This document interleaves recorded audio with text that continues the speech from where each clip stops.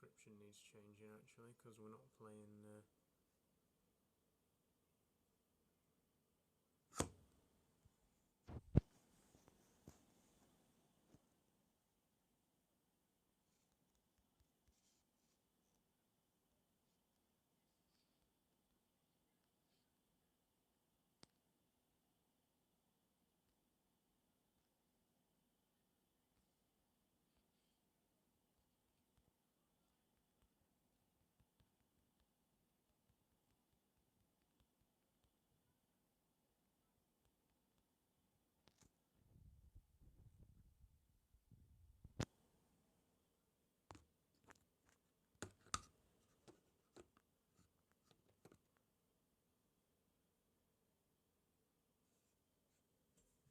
Hello, welcome to the stream.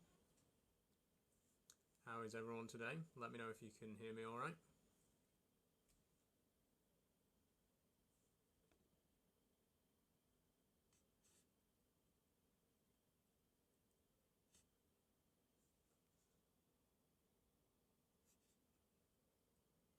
Good, thanks. How are you? I'm fine, thank you for asking. I'm having a pretty decent day today. It's quite a nice day, so enjoying the weather. Haven't really dressed for it, because I wasn't expecting it to be this sunny, as per usual.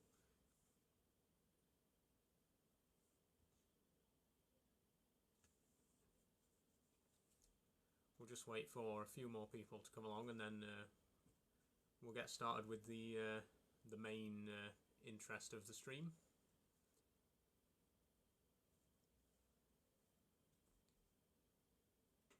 But hello, welcome along, welcome to the stream. This is going to be, I think, my 6th live stream, first one of the week, and yeah, hopefully it's going to be a good one. No, it's not. No, it's Wednesday, isn't it? It's my 2nd live stream of the week. I completely forgot what day it was. We've already had one live stream this week. We played Portal 2 on Monday. If you were there for that, hopefully you had a good time.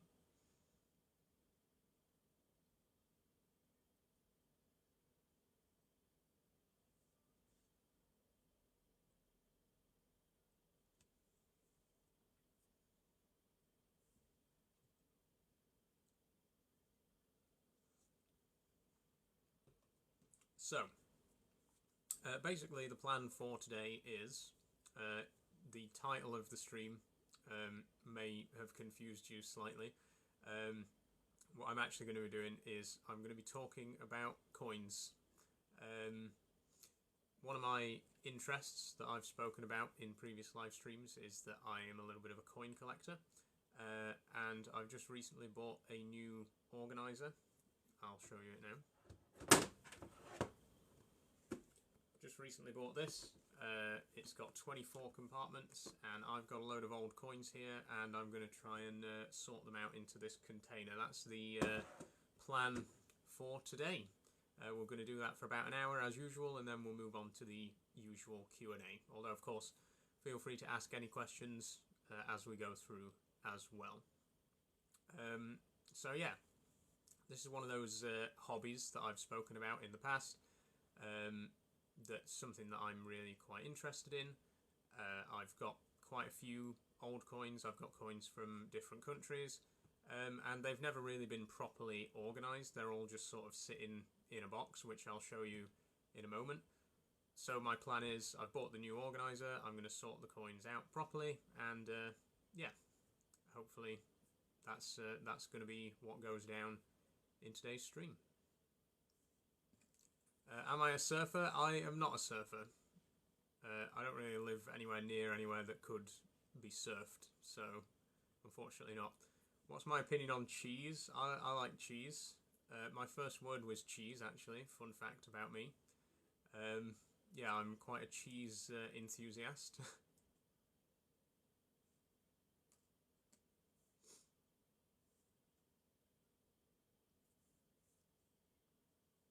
Okay, so it seems like we're getting a few more people in now. So Irish cheddar, I don't think I've ever tried Irish cheddar, to be honest. I've tried English cheddar, obviously, plenty of it, but I don't think I've ever tried Irish cheddar, to be brutally honest. Sorry, I've got a little bit of an itchy nose. It might look like I'm picking my nose. I'm not. I'm just itching it. Just gets a little bit itchy under there. Hey, hello Arthur, welcome to the stream. So yeah, basically the plan for today, as I say, is I'm going to talk about my coins. I'm going to just switch cameras real quick and show you what I actually mean when I say coins. So I've got a big old box here full of coins. These ones in the top are all actually English coins, pre-decimal. And then underneath we've got a box full of other coins from various countries around the world. And as I say, these are all completely disorganized, so the plan for today is going to be to sort them all into my new organizer. And I've also got a spreadsheet set up on the computer, which I'll show you soon, that I'm going to use to sort of write down what I've got. Because previously I've kept paper notes, but obviously why keep paper notes when I could make a spreadsheet on the computer, right? Arthur asks, do I game? Yes, I do. I've actually done gaming live streams in the past. I streamed Portal 2 on Monday and Abe's Exodus last week. Sorry, I'm just adjusting the phone stand a little bit. Sorry if the camera keeps shaking about. How much money do I think that is? I've no idea, to be honest, because it's been a long time since I last counted, and my collection, you know, a few coins have actually gone missing over the years. I originally had a lot more, so honestly couldn't tell you how much I've got here, but we're going to find out together today.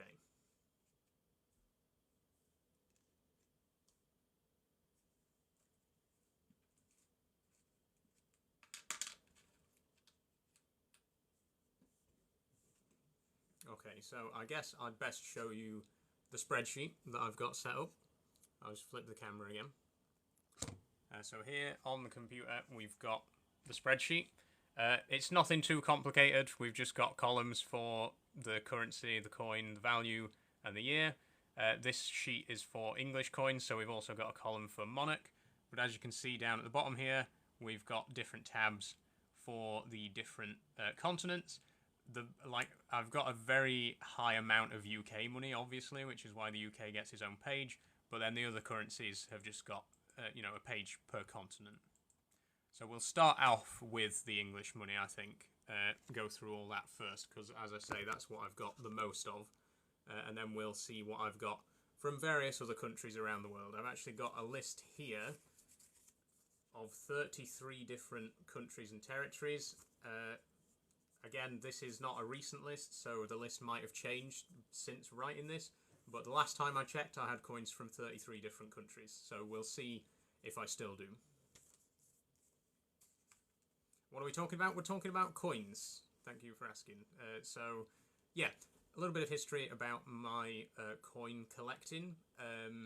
It originally started, I had a family member who used to collect coins, and he gave it up a few years ago, and he basically just donated all of the coins that he'd collected to me. So that was, you know, that really sort of jump-started the collecting. And so I decided to sort of keep it up and start collecting for myself. And over the years, I've picked up, as I say, coins from a few different countries. I haven't actually visited any of these countries. As I've mentioned in previous live streams, I've never been abroad. But, you know, I'd love to. And maybe some of these coins might still be legal tender in some countries. But I do have coins from countries that don't exist anymore as well. I've got a couple of coins from Yugoslavia, which obviously doesn't exist nowadays, and stuff like that. But we'll get to it and we'll see what we've got. My oldest coin, I don't actually know. We'll see. I've definitely got some pre-1900 coins because I've got some Queen Victoria coins. So I'd say the earliest might be 1880s, 1870s. We'll find out as we get into it.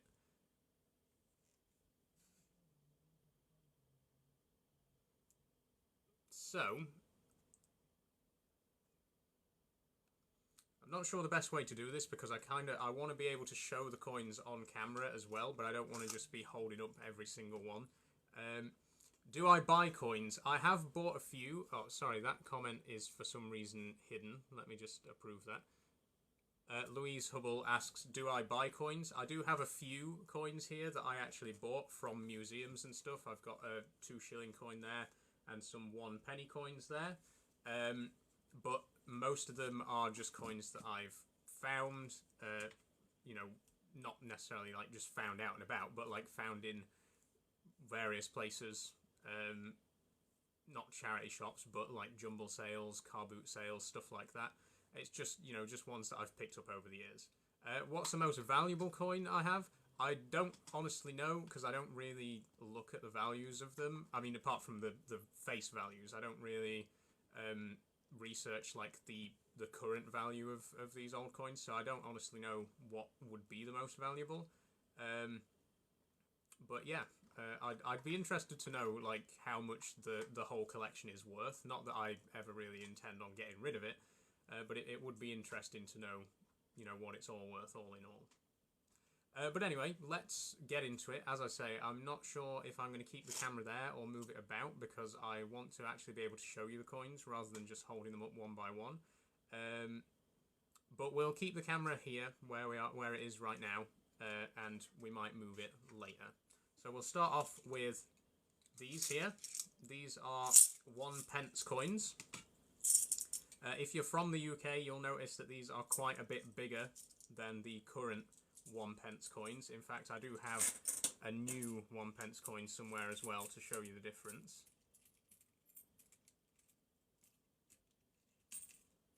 I say I do, but actually I don't think I do.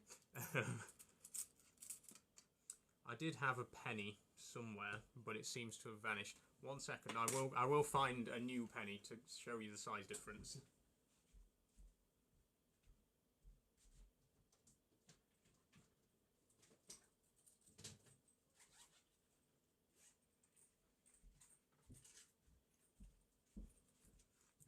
Okay, so in my purse here I've got some modern coins, and fortunately I just happen to have a penny.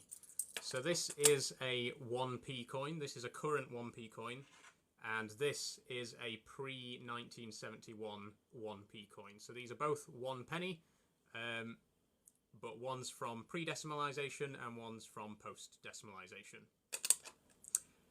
And if I don't know how well the camera's going to show this, because it doesn't really like to focus, but it says 1 penny, and this particular one is from 1961, and on the obverse obviously is Queen Elizabeth II. So I'll put that in my little spreadsheet, and I've got, I think, about 20 of these. Here's all the 1p's that I've got.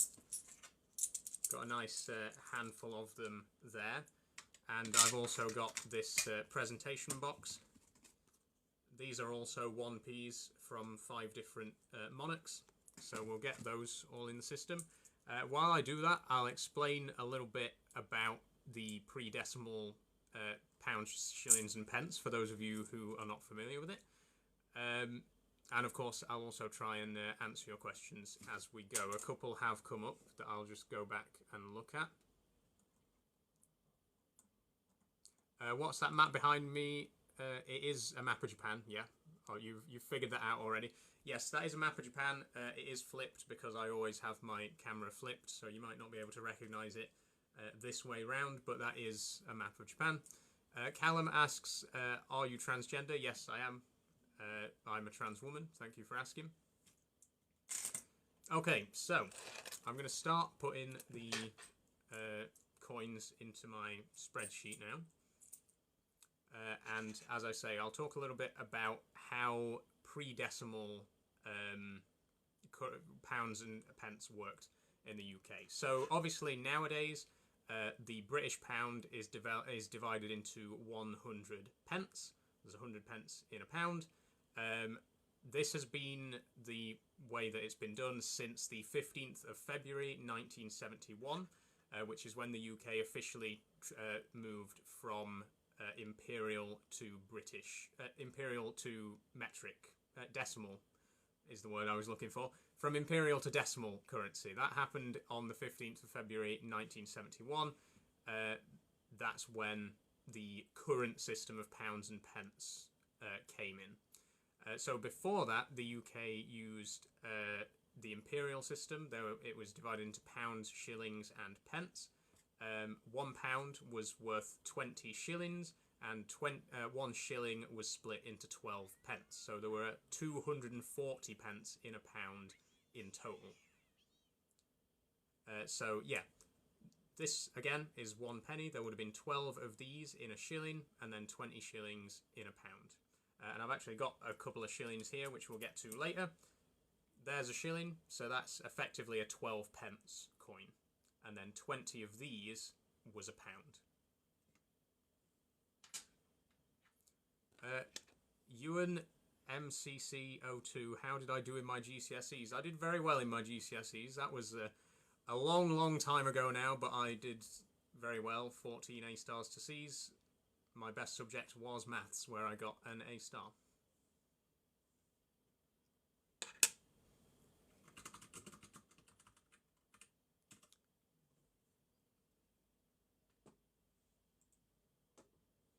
Junior 01133 says not biology. I actually got a B in biology. I think that's supposed to be a dig about how I don't understand biology, but you know, GCSE biology I think you'll find is quite a bit more simplified than, you know, PhD level biology. We'll just leave it at that.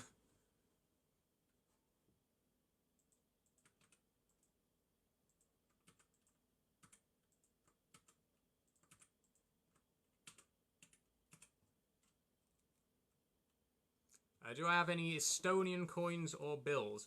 So Estonia isn't on my list, so I don't think so. But we'll have a look. You never know. Might come across something that I have previously not counted. We'll see how it goes.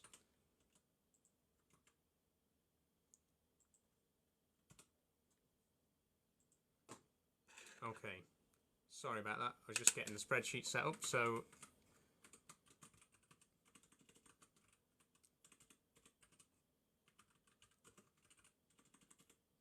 if I just flip the camera around again and show you how the spreadsheet's looking, you can see here the currency system is PSD, pounds, shillings and pence. The coin itself has a face value of 1 penny. In the previous system, 1 penny was noted as 1D instead of 1p as it is in the current system. Sorry, my computer keeps trying to auto-adjust the display. The year is 1961, and this one is a Queen Elizabeth II. So I'm just going to go through and do that for all the other 1p coins that I've got, and then we'll move on to another coin.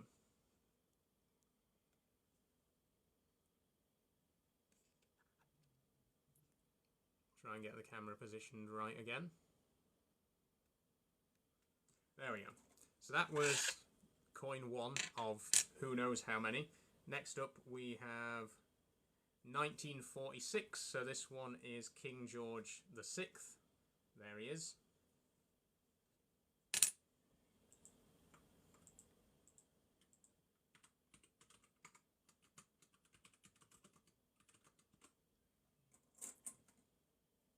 Then we've got another Elizabeth II, 1967.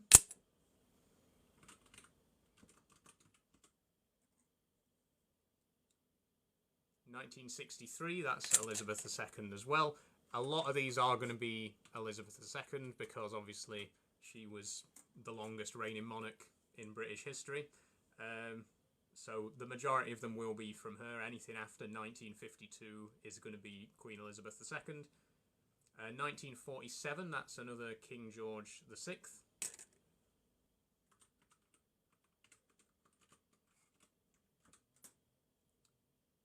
1965, that's Elizabeth again.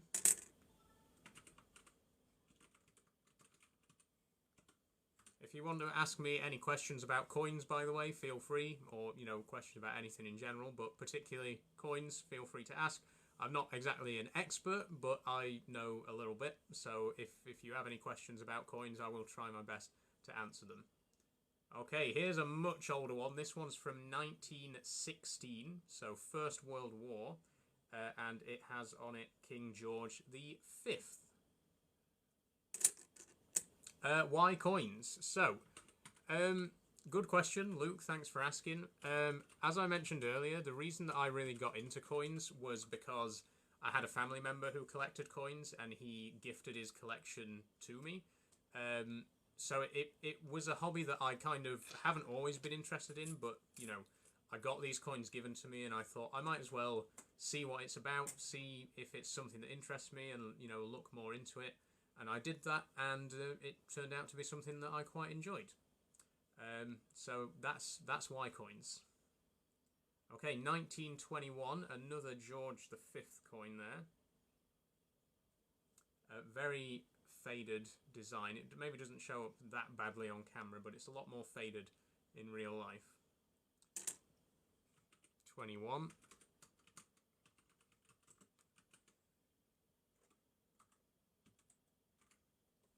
Do I have a really rare or just my favourite coin? I don't know if I necessarily have a favourite coin. I do kind of like the 3 pence. Unfortunately, the 3 pence is... Well, I liked the 3 pence because it's unique, as you'll see when we get to it. But because of the new £1 coin, which is the same shape as the old 3 pence, it makes the 3 pence less unique in terms of its design. So, yeah, I previously might have said 3 pence, but I don't know if I would now. You'll see what I mean when we get to the 3 pence. But again, if you live in the UK and you have seen the new £1 coins, you'll know what I mean about the shape. Okay, thanks Keegan for coming along to the stream. Just mute you, thank you anyway. Okay, 1936, that's George the 5th again, 36.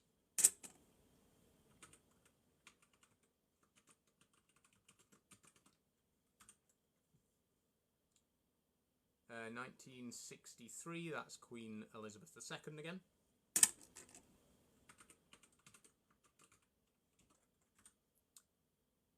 1966, that's also Elizabeth.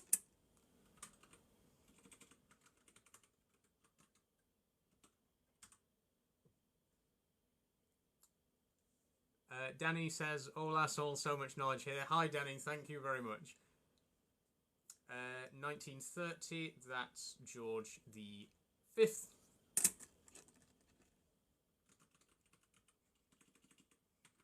Wait, what did I just say? I've forgotten already.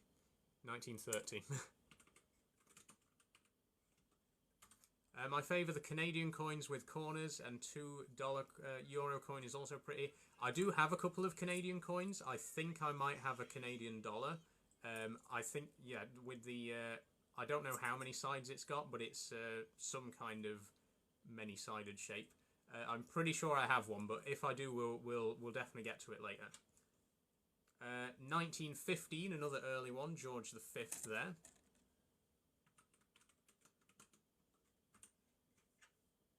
And 1948, that's George VI.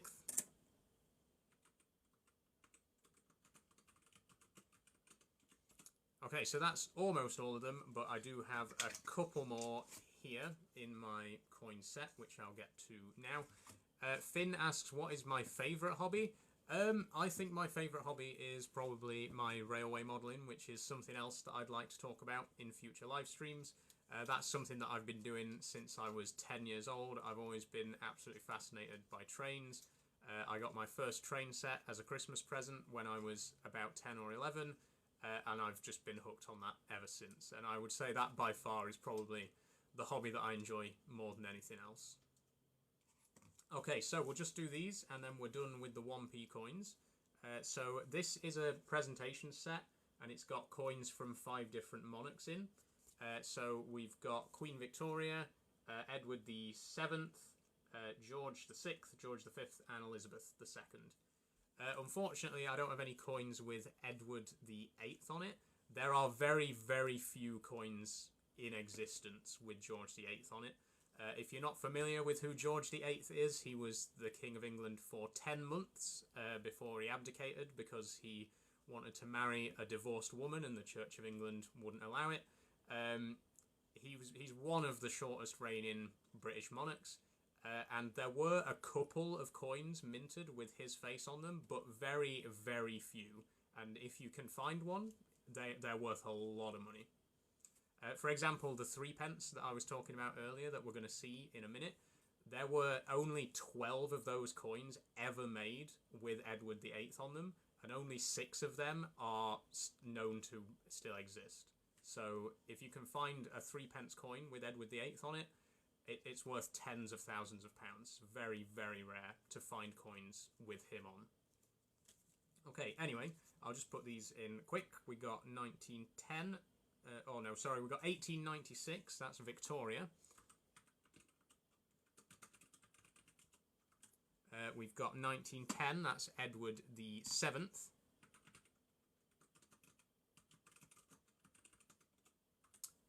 We've got 1917. That's George V.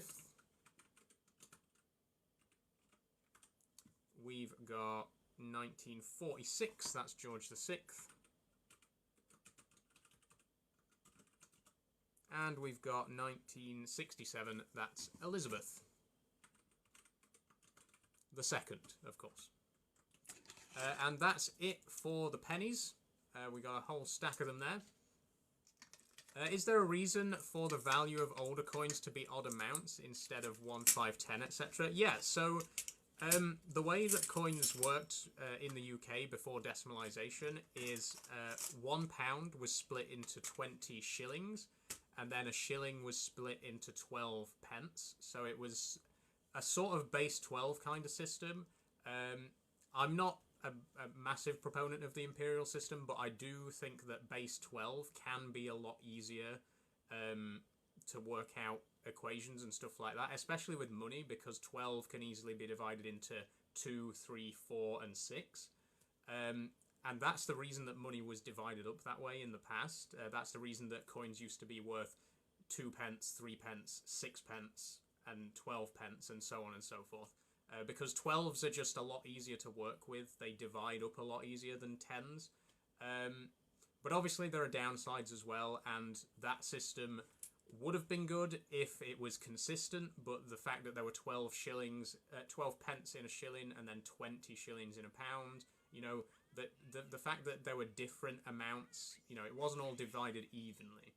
Whereas with the metric system, everything's divided evenly into tens, no matter what you're measuring. So yeah, I'm a firm believer in the metric system, don't get me wrong, but I do believe that the dozenal system, base 12, has its uses, and I kind of am a little bit upset that we don't have a base 12 money system today. But that's the reason why the coins were previously 1 pence, 3 pence, and 6 pence, rather than today we have 1, 2, 5, 10. Okay, so the 1p's are done.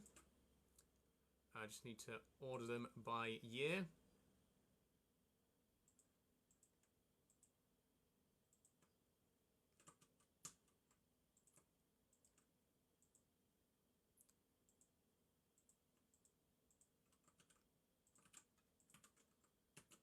Okay, there we go. If I just flip the camera again, you see there we've got how many? 1, 2, 3, 4, 5, 6, 7, 8, 9, 10. 19. We got 19 1p coins there, the earliest from 1896 and the latest from 1967.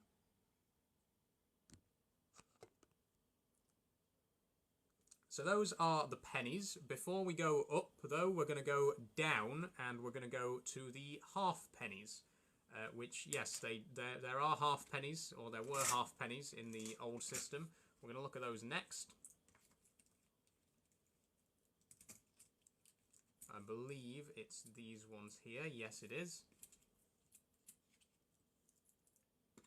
And I should have some new half pennies as well. Let me just see if I can dig those out.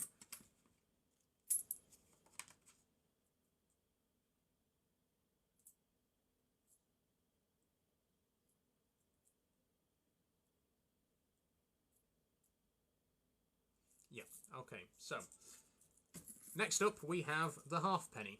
Here it is. This is a halfpenny. It's a bit smaller than the old penny, as you can see. Obviously, it's half the value, so the size is smaller to represent that. But if we compare it to the new 1 penny, it's still quite a bit larger than that as well.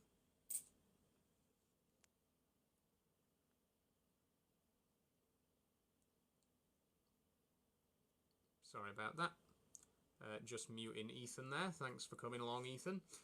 So yeah, this is a halfpenny, also known as a halfpenny. It has a value of half a pence. And yeah, I have a few of these. I've got a few old halfpennies, and then I've got some new halfpennies. So these are actually decimal halfpennies. As I mentioned earlier, 1971 is when the UK switched from the old money system, pounds, shillings and pence, to the new pounds and pence. So this is a imperial halfpenny, and this is a decimal halfpenny. EHRV45 says hi. Hi, hello, welcome to the stream.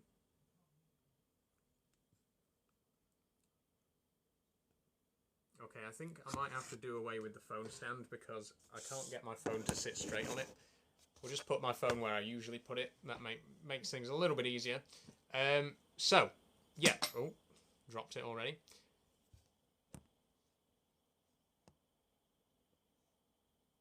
Okay, Ethan coming along with a new account to spam even more. Buy again. So, halfpenny. I've got a few of these. Again, they're mostly going to be Elizabeth II, but we might have a couple of others, so we'll see how it goes.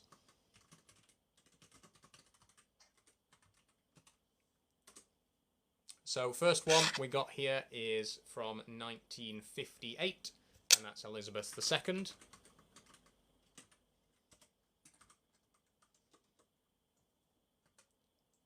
Then we've got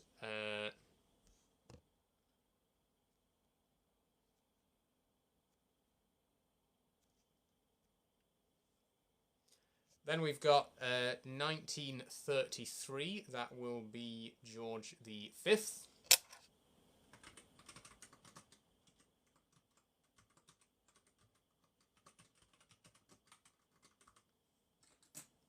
Okay, next is 1959, that's Elizabeth.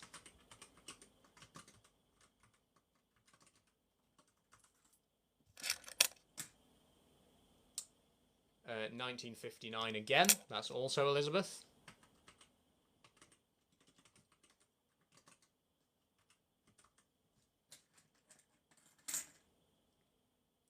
Uh, 1890. Cannot read that one. This one's very, very badly scratched, and the date in particular is completely scratched off. Sandy, thanks for commenting. I'm going to mute you now. So this one, yeah, the date's scratched off, but it is Queen Victoria, and it's 1890 something, so I'm just going to put 1890X. Obviously, once they get to a certain age, they're going to start to show wear and tear. 1965, that's Elizabeth.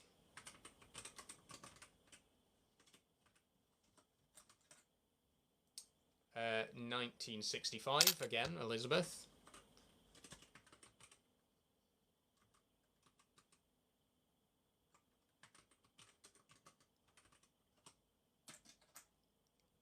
Uh, 1923, that's George V.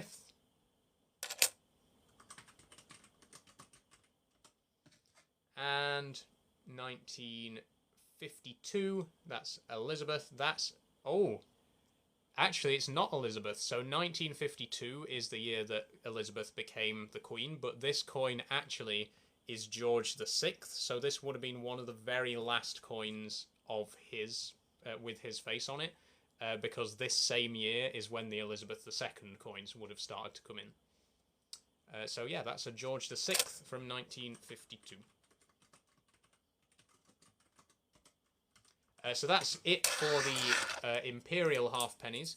I'm going to leave the decimal halfpennies till later because I want to try and do all the imperial money together. So we'll come back to those.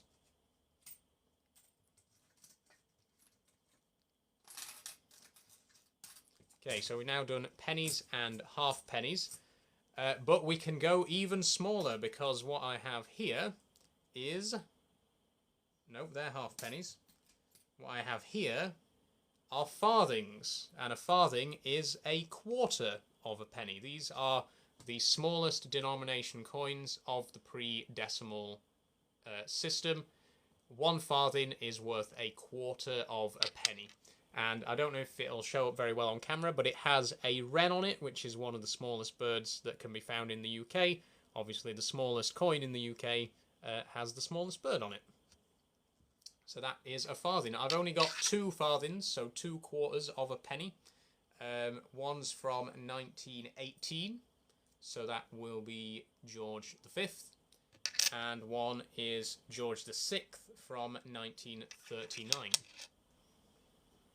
So I'll put those on my chart.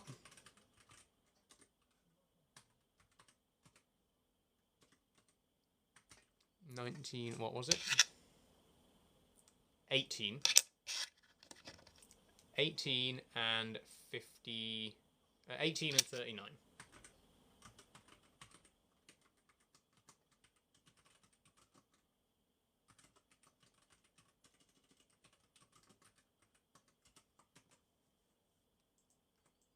Okay, so... we've now done the penny, halfpenny, and farthing, or quarter penny. So now we'll go up and we'll look at the larger value coins. So I'll just put these farthings to one side. Cold Edit says hi. Hi, hello. You don't need to keep spamming. I can see your comment. Hello, welcome to the stream. Okay, so... Sorry, just do a bit more muting. I do have mods, but unfortunately none of them are around at the moment, so I'm just kind of trying to control things myself while also doing what I came here to do. So I apologise if the feed does get drowned out with spam. I will try and deal with it. Lauren says, how do I achieve your level of confidence? Thank you for asking, Lauren. I don't know if this... I don't really... have any specific tips. It's just kind of something that you just have to do. Obviously, I've spoken before about how lucky I am that I've been accepted by my friends and family. And that does help. That does obviously give you a lot of extra confidence. And obviously, if you don't have accepting people around you, it can hinder that to a degree. But in terms of being out publicly... again, there's not really much I can say. It's just something you just have to do. It's hard to say, you know, it's all right for me to sit here and say, oh, you just stop caring about what people think, because it's not as easy as that. It's not something you can just switch off. But that's what you got to try to do, right? That's the goal, is to stop caring about what people think. It's easier said than done. But that's really where you've got to kind of get to be able to have that level of confidence. And yeah, it takes time. You sort of build it up bit by bit. I didn't, you know, as soon as I came out, I didn't go out like this straight away. I built up towards it. I started gradually wearing more feminine stuff out in public. I made sure I went out with friends and family members. And then as time went on and I got a bit more confident, I started to go out by myself. I started to go out in even more feminine stuff and with full makeup. And, you know, just slowly pushing things further and further is really the way to do it. Don't, like, go it all in at once. Take baby steps. That's probably the best piece of advice that I can give. Do it little by little. You know, just make small changes that will help to build that confidence, and eventually you'll get there. It might be a long road, but you'll get there. And thank you again for asking. Okay, so now we move on to my favourite coin, the 3p piece. That's not a very good one, that's very rusty. The 3p piece. Here it is. That is a 3p, also known as a threepence, also known as a threepenny bit, hence the pun that I've put in the description of this live stream, because threepenny bit, if you are familiar with Cockney rhyming slang, means something else. But threepence, a 3p coin, it has 12 sides, as you can see, and the reason this is significant is because the current £1 coin here in the UK also has 12 sides. So this is a current £1 coin. And here is the Imperial 3p piece. As you can see, it's very slightly smaller, but it's the exact same shape. It's also, the £1 is a tiny bit thicker. But the reason that the current £1 has 12 sides is as an homage to the old threepence. And because it's harder to forge than a round coin. But that's why. And also, incidentally, I do have an old £1. You probably remember these. They got phased out just a couple of years ago. There's your old pound coin. There's your new pound coin. Is this live just about coins? Asked Penelope. Not just about coins. It's also a Q&A, so if you want to ask me any questions, please feel free. Nix asks, how old am I? I'm 25. Thanks for asking. Dave asks, am I into men or women? Both. Thanks for asking. Let's get back to the 3p coins. I only have 3 of these. I actually had, I think, 12 of these before. These are one of the coins that I lost quite a few of a few years ago, which is such a shame because I really love them. As I mentioned earlier, I lost quite a lot of coins a while back. I think probably moving houses at some point, they just got misplaced. But I did used to have a lot more than I have now. But we got 3 here, 3 of these 3p pieces, and I've also actually got 1 silver threepence as well, which I'll come back to in a minute. But the 12-sided ones, I've got 3 of those. We've got 1942, that's George VI. We've got 1955, that's Elizabeth II. And we've got another 1942, which is George VI. Louise, sweater vest is super cute. Thank you very much. I wear a lot of sweater vests, or as I call them, tank tops. I think tank top is less used today because, you know, tank top is kind of the British term for them, but sweater vest, the American term, has become more common. But whatever you want to call them, tank top, sweater vest, whatever. I have quite a few of these. I really love wearing them. They're really comfy, they're really stylish.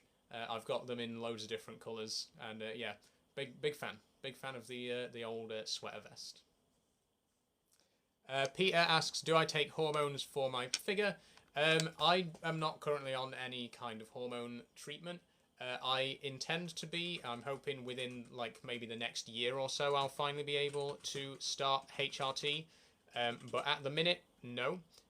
All of this is just my natural body shape. The breasts are just foam inserts. There's nothing real there. But yeah, thanks for the compliment on my figure all the same. Okay, so what was it? 42 and then 55.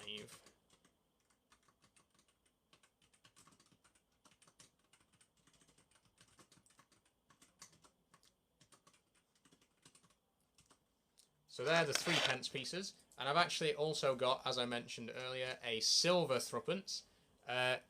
So the current 3p piece has actually only existed since like the 1930s. Well, up until obviously decimalisation. So this was only in mint for about 40 years.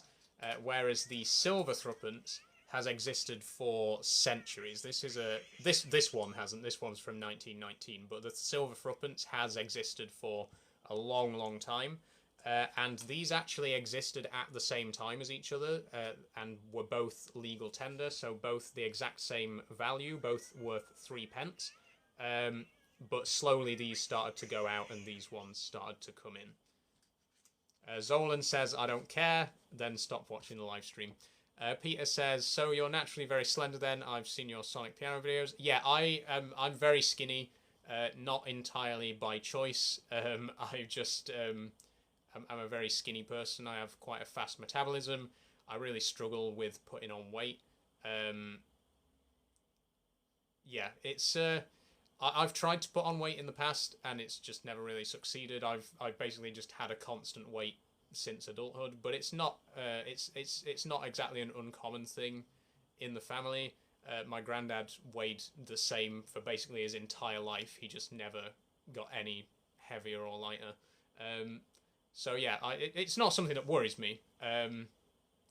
But it does upset me a little bit knowing that, you know, no matter what I do, I can't really get any bigger. This is it. Okay, anyway, so we got the 1919 silver threepence there, and that's George the Fifth. Terry says, I have a slow metabolism but a fast fork. Oh, I'm sorry to hear that. 1919, George the Sixth.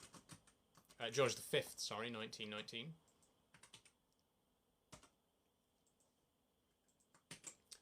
Ava asks, what are my pronouns? My pronouns are she and her. Thank you for asking. Okay, next up is the sixpence. Here they are. I've got quite a few of these. Hold on, where did I put the threepences? I've lost some of my coins already. Over the course of this stream, I've lost coins. Where did I put those? I've lost money, guys. I've just lost coins.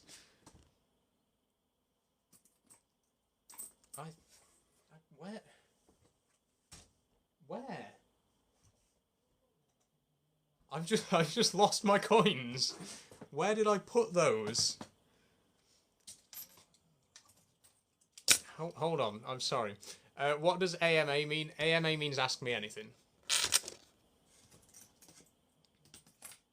Oh, they're here. I found them. I'm blind. There they are. Okay. Have you got a tuppence? I don't actually have any tuppences.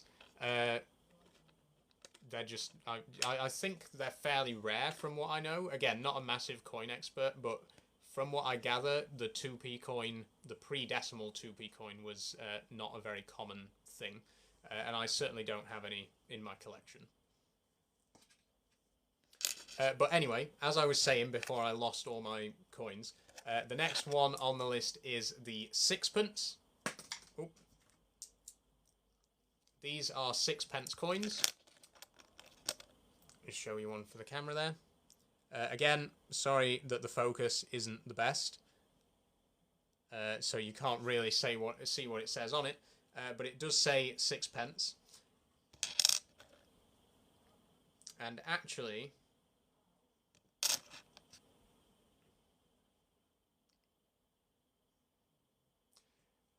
if you watched my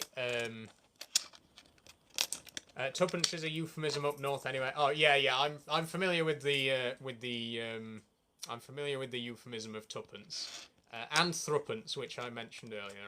I'm well aware of the joke there.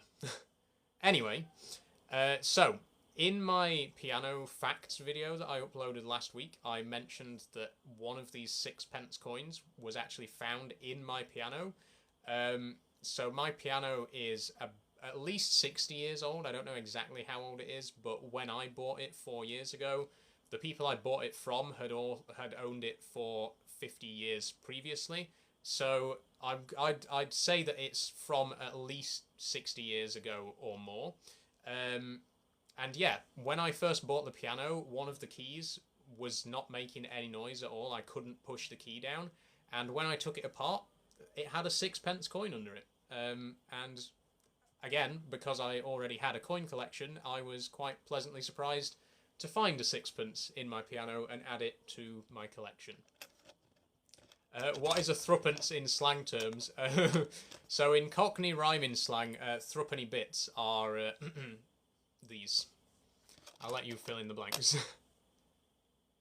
Okay, anyway, so I've got a few 6p coins here. I'll just go through them and put them into my spreadsheet. So we got 1966 there, from which is Elizabeth II.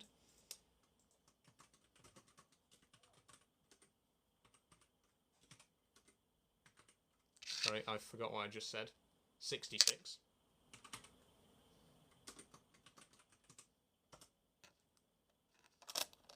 Miley asks, do I do art? Not really.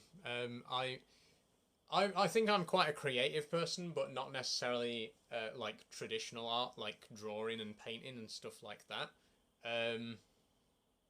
Which is what I think of when I hear the word art. I mean, obviously, art comes in many different forms, but you know, if you're asking about like painting and drawing and stuff like that, then not particularly, to be quite honest. Harvey asks, what are your pronouns? She, her. Thank you for asking. Okay, next we have George the Sixth. That's from 1948.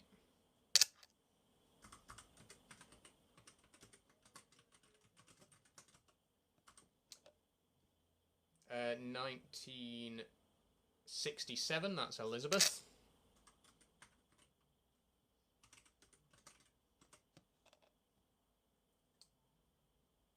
58. That's Elizabeth.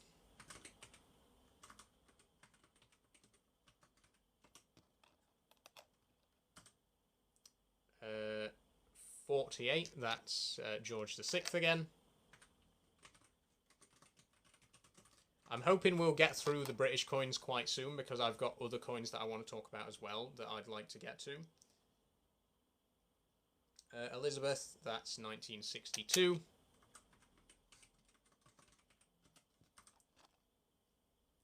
Another Elizabeth, 1956.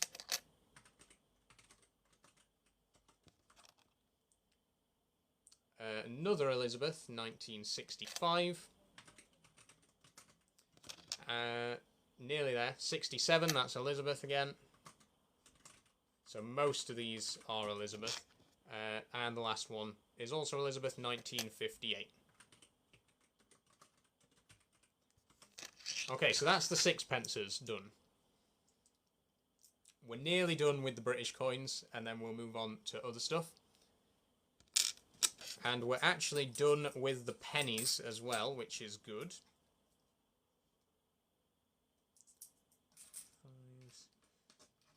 Yep. Yeah, so pretty much all we got left are the shillings now. EB29, what are your pronouns? She and her, thank you for asking. So next up, we have the shilling. A shilling is worth 12 pence. So again, in the imperial pound, shillings and pence system, 12 pennies in a shilling and 20 shillings in a pound. And the notation for a shilling is just the letter S, so 1 shilling would be 1S.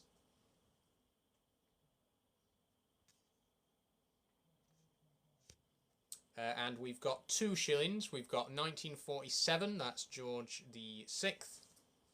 And we've got 1954, that's Elizabeth the Second.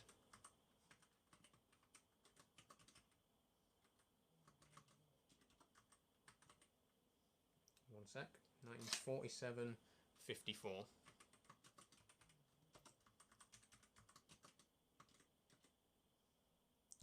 One shilling. And then last but not least, we have the florin. This is the final coin in our British collection, and then we'll move on to something else. So I'm just going to start to pack away the coins that we've already done.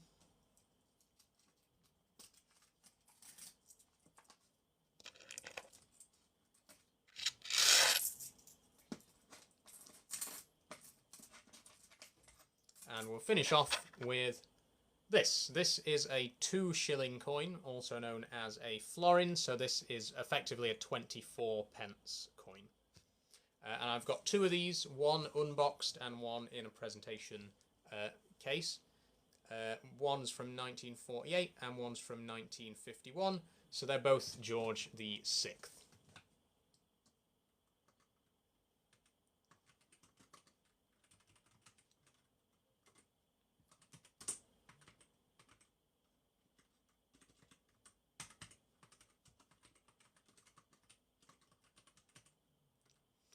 Where have I bought these coins from? Metal detecting, or have I bought them?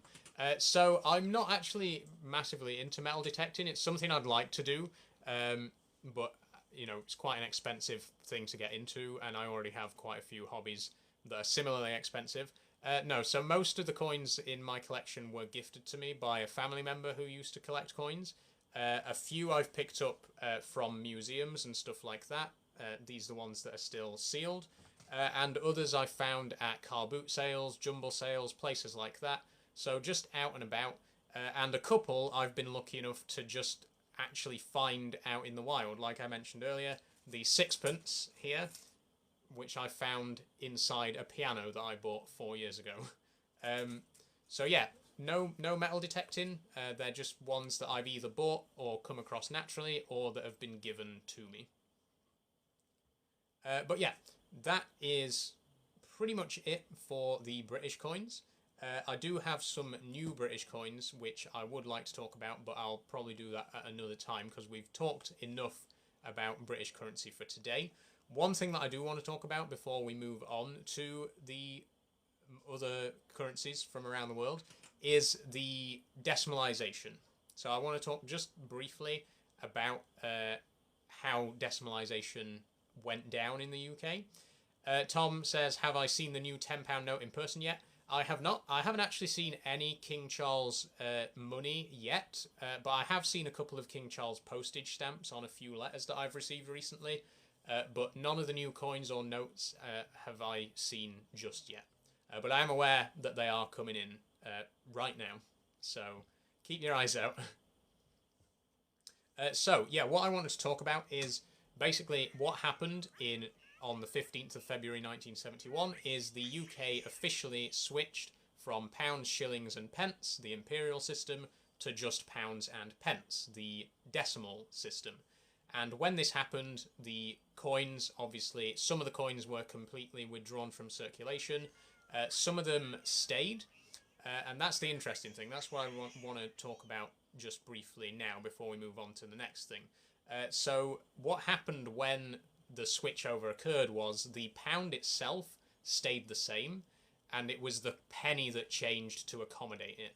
So a pound was still worth exactly the same, but instead of being divided into 240 pence, it was instead divided into 100 pence, which effectively meant that 1 penny was now worth 0.4 pennies. So obviously this didn't make sense for a lot of the currency. The whole point of the decimal system is that there are no halves, no quarters, no 0.5 pence and stuff like that. So coins like the old 1 pence and 3 pence were withdrawn, but some coins hung around for a little bit longer. For example, the sixpence. Not the sixpence, sorry, the shilling, which if I get out again, this is a shilling. So in the old system, it would have been worth 12 pence. But once the currency was decimalised, this effectively changed value to exactly 5 pence. So what happened was the new 5 pence coin was made exactly the same size. This is actually 5 new pence. You can't see it very well, but it's exactly the same size as the shilling. And the reason they did this was because after decimalisation, you could still use shillings, you could still go into a shop and spend these, but they would only be worth 5p instead of 12. And that's why they made the 5p's, the new 5p's, the exact same size, so that it was easier for people to understand that change. And if you live in the UK, you will be aware that the current 5 pence is way smaller than this. This is, I don't actually know if I've got a 5 new pence, but they're about the size of the old sixpence, so about that much smaller. Possibly even smaller than that. But yeah, when decimalisation first occurred, the 5p's were much bigger because they were designed to be the same size as the shillings. And the same thing happened for the 10p's. The 10p's became, the 2 shilling coin became equal to exactly 10 pence. So in the new system, you could spend a 2 shilling coin, but it'd be worth 10 pence instead of 24 pence. And they made the 10 pence coin the exact same size as this to accommodate that change. So just an interesting little thing about decimalisation there.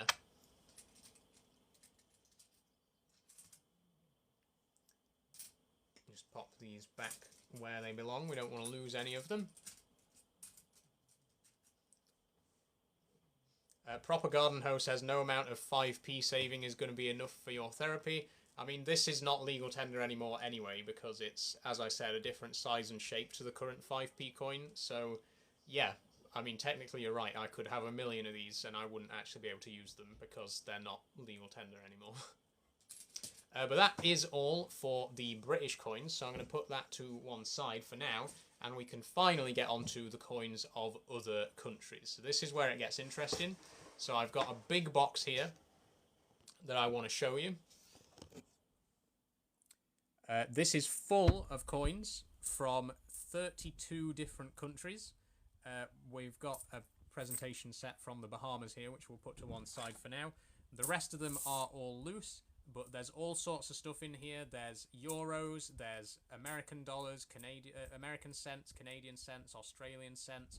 There's Swiss francs, there's pesos, there's yen, there's money from all over the world. So that's what I'm going to be looking through now, and we'll see what we've got.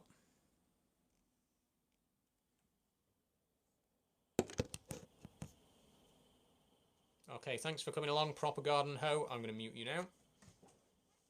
So, let's see what we got in here. I was going to do a bit of time on euros, but I don't really want to talk about euros because we all know what euros are. I'm sure most of you will be familiar with euros. I've got quite a few of them, so I'm just going to pick them out and put them to one side, and then I'll sort through those properly later. But we got we got 20s, we got 50s, we got 10s. I'll just pick some of these out now. 20, 20, 50.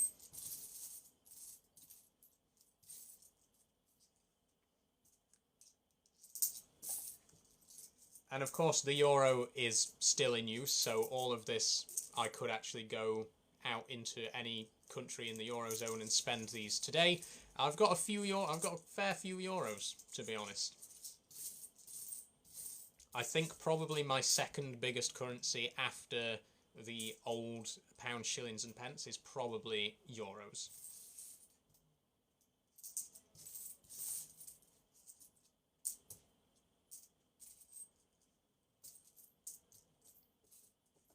I'm not going to pick them all out because we'll be here all day and you came here to ask to see other stuff, so we'll get there. Ava asks AMA meaning. AMA means ask me anything.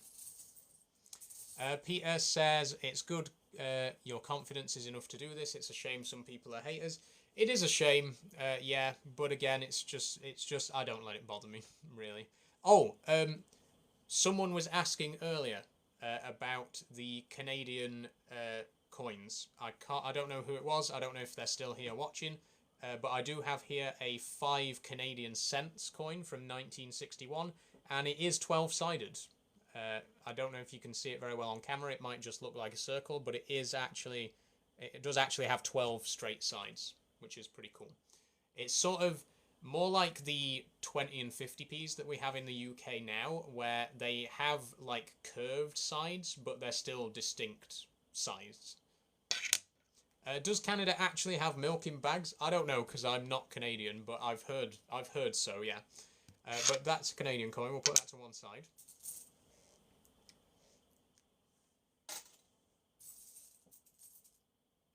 Someone was asking about American coinage as well, United States coinage. I do have a few of those. I'm just trying to see if I can spot any now. Ah, there we go. That's 1 cent. It's got Abe Lincoln on the back. So yes, I do have some American coins as well.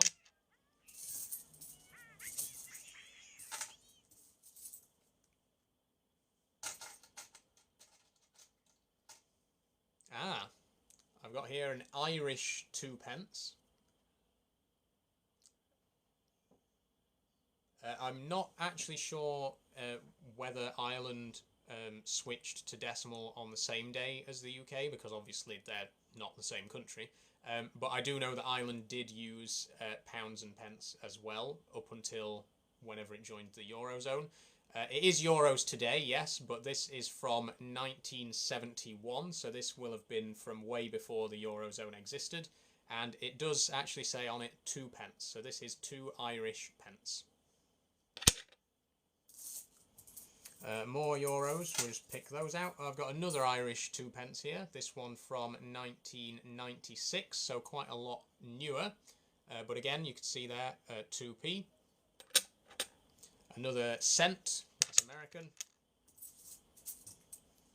More euros. In fact, now would be a good time to get out the organiser, which, as I mentioned earlier, has 24 sections. And what I'm going to do is I'm just going to put the coins from each country into each section. So we'll have a section for Ireland, a section for Canada, section for the United States, and we'll organise them a little bit better later on, but for now I'll just throw them in.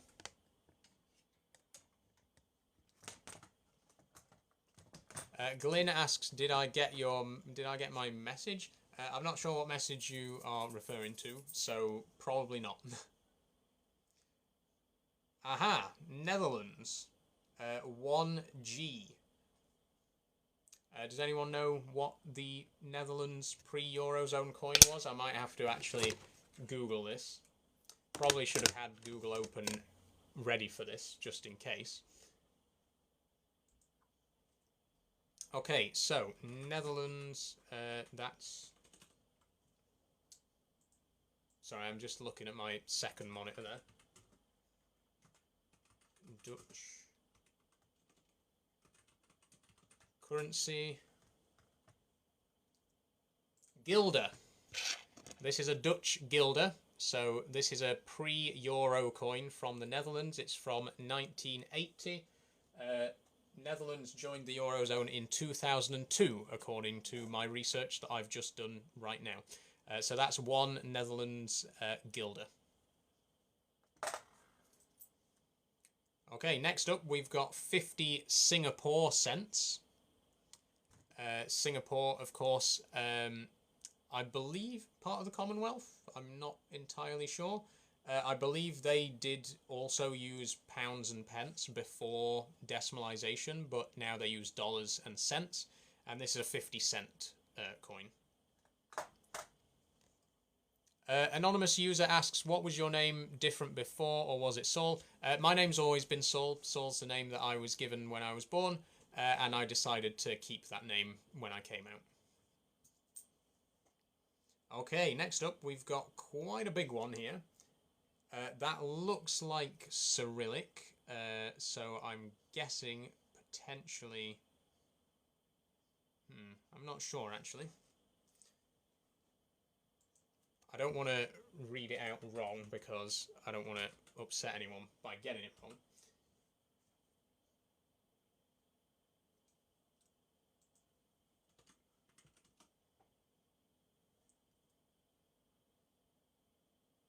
Ah, so it's drachma.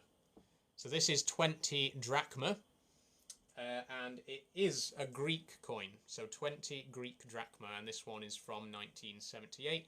Greece, I believe, is also in the Eurozone now. I could be wrong on that. But this is obviously a pre-Eurozone coin. So there we have 20 Greek drachma. So that's another one for the list. We've already got Ireland, America, Canada, Netherlands, Singapore and Greece. So we're already up to 7 countries.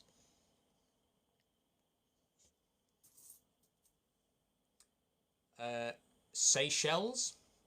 We got 1 rupee from Seychelles. Again, sorry if you can't really see what it says very well, but that is a Seychelles rupee, so that's another country for our list. Ooh, that's a tricky one. We'll come back to that one, as I'll explain later. Ah, we've got here 20 francs, but they're not French francs or Swiss francs. They're actually Moroccan francs. So this is, it says Maroc 20 francs. It's from 1371. They obviously use a different calendar system in Morocco, so I'm not sure what year that actually is. It's not our 1371, it's not that old. I'd have to look up what year that translates to in the Western calendar. But that is a Moroccan 20 franc coin. Speaking of francs, we've now got another 1 franc coin, 1964. And this one is actually French. That's a French franc. France, obviously, is also a Eurozone country now. So this is a pre-Eurozone coin. That is 1 French franc. More francs. Keep pulling out the francs. We got 10 francs here. And these ones are from France again. So that is a 10 franc coin from France. What was the year of the Moroccan one? So the Moroccan one, it says 1371 on it.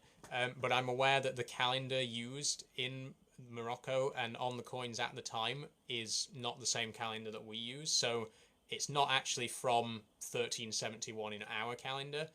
If someone could, figure out what year that's actually supposed to be, then please let me know. But yeah, it's not actually from our 1371, but 1371 is the year that it says on it. Okay, next up we have 10 centimes. Okay, so centimes are French, Republique Française. Yeah, centime is... Oh, Will says 1371 was 1951/2. Thank you very much, Will. So, yeah, there's our answer. Genuinely, thank you for answering that. So this Moroccan franc is from either 1951 or 1952. Thanks for enlightening me. Back to this one, though. We've got 10 centimes, which was a hundredth of a franc. Again, pre-decimal French currency there.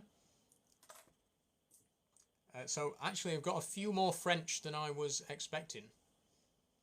Another cent. Where did I put the cents? Under there.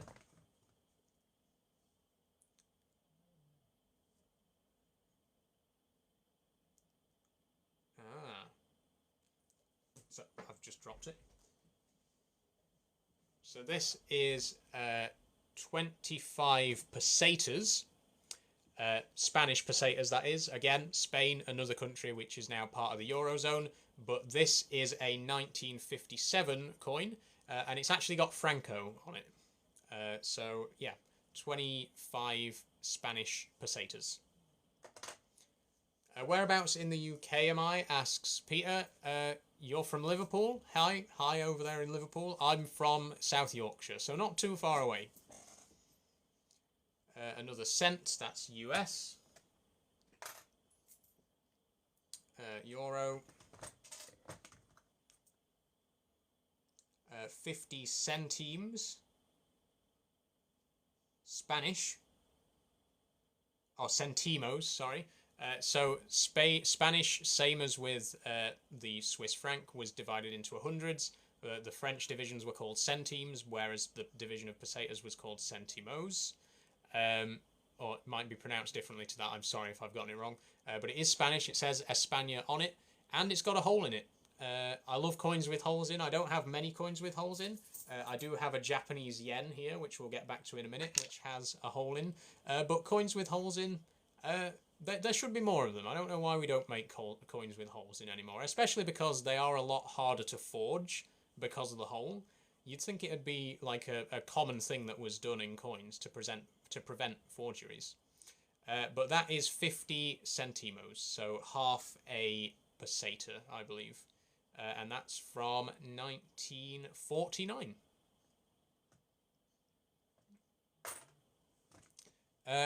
Isa says, could I explain what these are, please? These are coins. So these are just my coins that I've collected over the years from around the world. Most of them are coins that are no longer spendable. So they come from countries that are now part of the Eurozone. I've also got a lot of British coins that are pre-decimal. And yeah, at the minute I'm just sorting them out into countries.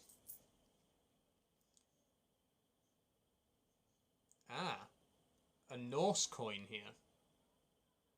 So this coin says Norge 1964, so it's from Norway. It says 5 ore on it. I'm not sure how that's pronounced because it's an O with strike through it. If anyone here speaks Norwegian and could enlighten me on that,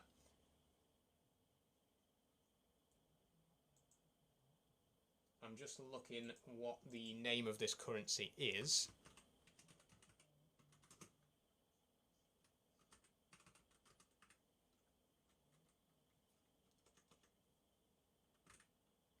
And let me know if you know, by the way. It's krona. So again, Norway, currently part of the Eurozone, but before the Eurozone, they used Norwegian krona. The O is silent. So how would this be pronounced then? Because it's spelt like O-R-E, but the O is stricken through. So if you could tell me how that would be pronounced, it would be greatly appreciated. But yes, so that is a Norwegian pre-decimal, pre-Eurozone coin.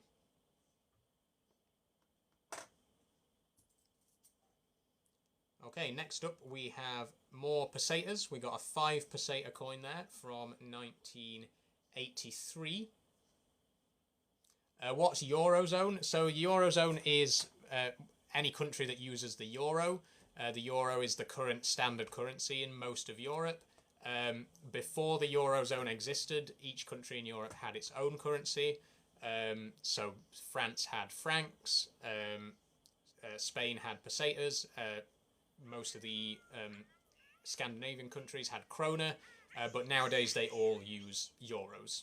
So the Eurozone just means any country that uses euros as its currency. Okay, 20 centimes there, so that's another French coin. Pre-Eurozone again. Another Seychelles rupee. 1 rupee there from Seychelles. Where did I put the other rupee in there?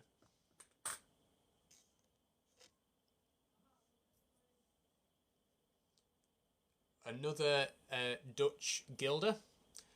What is a centi? Brooke asks. Sorry, let me just approve that comment because for some reason it got blocked. So a centime is 100th of a French franc. Rupees are Pakistani. So a lot of different countries use rupees, actually. This particular rupee is from Seychelles. It does say Seychelles on the coin. But there are a few other countries that use rupees as well. Just like lots of countries use dollars, pounds, and so on and so forth. But those particular ones are Seychelles rupees. Another Dutch guilder. That might be the same one, actually, that I just didn't place.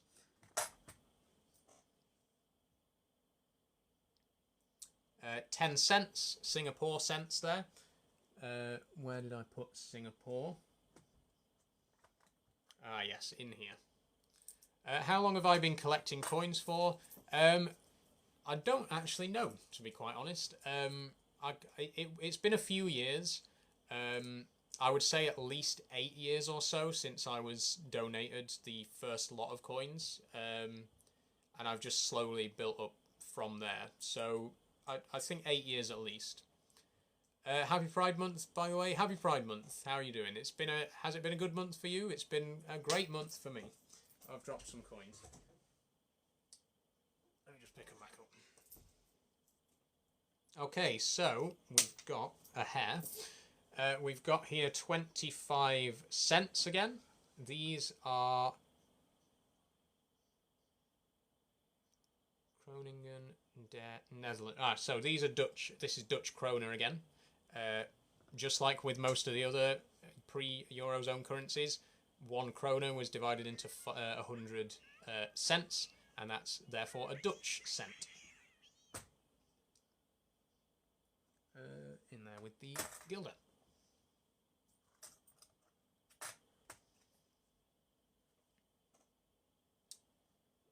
Okay, so I did actually want to come back to the Japanese coin that I've got here, because I've mentioned in previous live streams that I do speak Japanese. I'm quite a big fan of Japanese culture, and I've got 2 Japanese coins. I wish I had a few more, but unfortunately not. But I do have 2 here. I've got a 50 yen coin here, which is from Showa 45. Trying to remember off the top of my head what year that translates to. I'll have to check. I'm not up to date with the Showa period. For those of you who don't know, the calendar in Japan is named after the current monarch. So this year is Reiwa 5, I believe, because the current emperor has been on the throne for 5 years. Before that, the previous emperor was on the throne for 30 years, and so on and so forth. But the current year is Reiwa 5. I'm going to double check that in case it actually isn't, and I've got that wrong. It's Reiwa 6. I was wrong. This year is Reiwa 6. But Showa 45 would be 1970. So this is a 50 yen coin from 1970. And then my other one here is a 10 yen coin. And this one is from Showa 47, which would be 1972. So that's 10 yen from 1972. Peter asks, do I like Naruto? I'm not a big fan of anime in general, to be quite honest. I don't really watch anime. I'm more interested in like traditional Japanese culture. So unfortunately I can't really answer many questions about anime. Okay, what do we got next? We got another cent, that's American. A few more euros, just pick those out.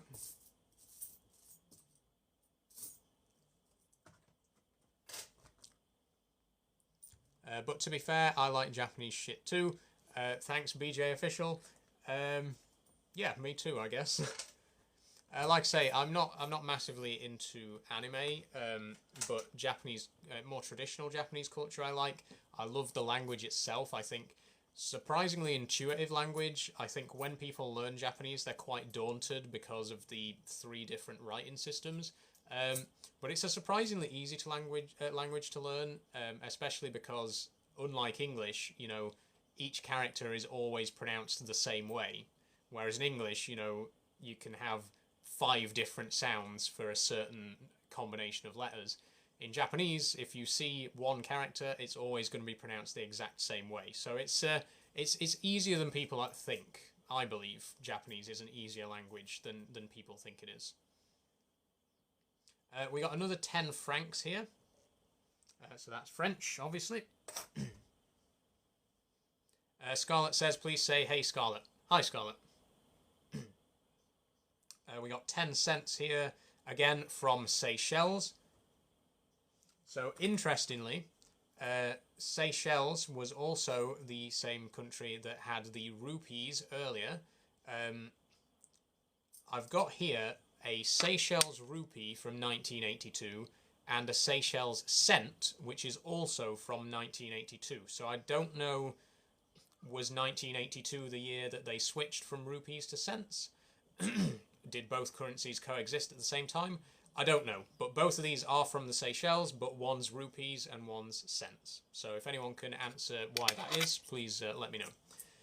I'm just going to have to take a little bit of a drink. My throat's getting a little bit dry. On the Iron Brew again today, by the way. Matches my tank top, actually. Okay, next up, we've got 10 Barney. These are from Romania, 2011. Is Romania part of the Eurozone now? I'm not sure. I'm just going to Google it. Or let me know if you know. Tom says, can I say hi, Tom? Hi, Tom. Sorry, I didn't see that comment originally. Okay, so this is still the currency of Japan. Sorry, I got Japan on the brain. This is still the currency of Romania, so I could actually go to Romania and spend this right now. It's 10 bani. It's from 2011.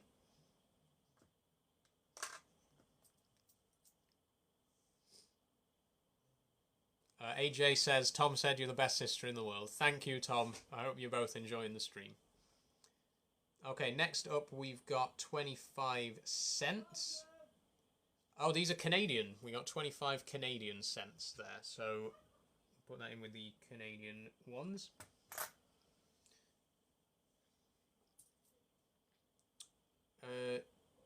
20 sen. These are from Brunei. So 1981, 20 sen coin there. And I believe the sen is equivalent to a cent as well. By equivalent, I mean it's, you know, like in the same sense that a pence is equivalent to a cent.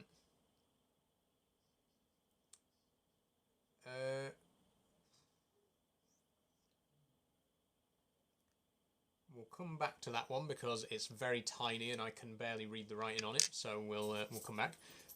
What's my name, by the way? My name is Saul. Thank you for asking. Oh, here's an interesting one. 20 Singapore cents again. Doing quite well for Singapore. Oh, a shilling, but not a British shilling. No, this is an Austrian shilling. So we got some Austrian money into the mix there. It says on it ein shilling, which presumably means 1 shilling. And it's from 1973. Austria, again, is now part of the Eurozone as far as I'm aware, so this coin is no longer legal tender. Is that my trans name or my initial name? That is my birth name. That's the name that I was given when I was born, and when I came out, I decided to keep it. Okay, we've got 50 lira here. Lira, of course, the currency of Italy before it joined the Eurozone, and this is from 1956.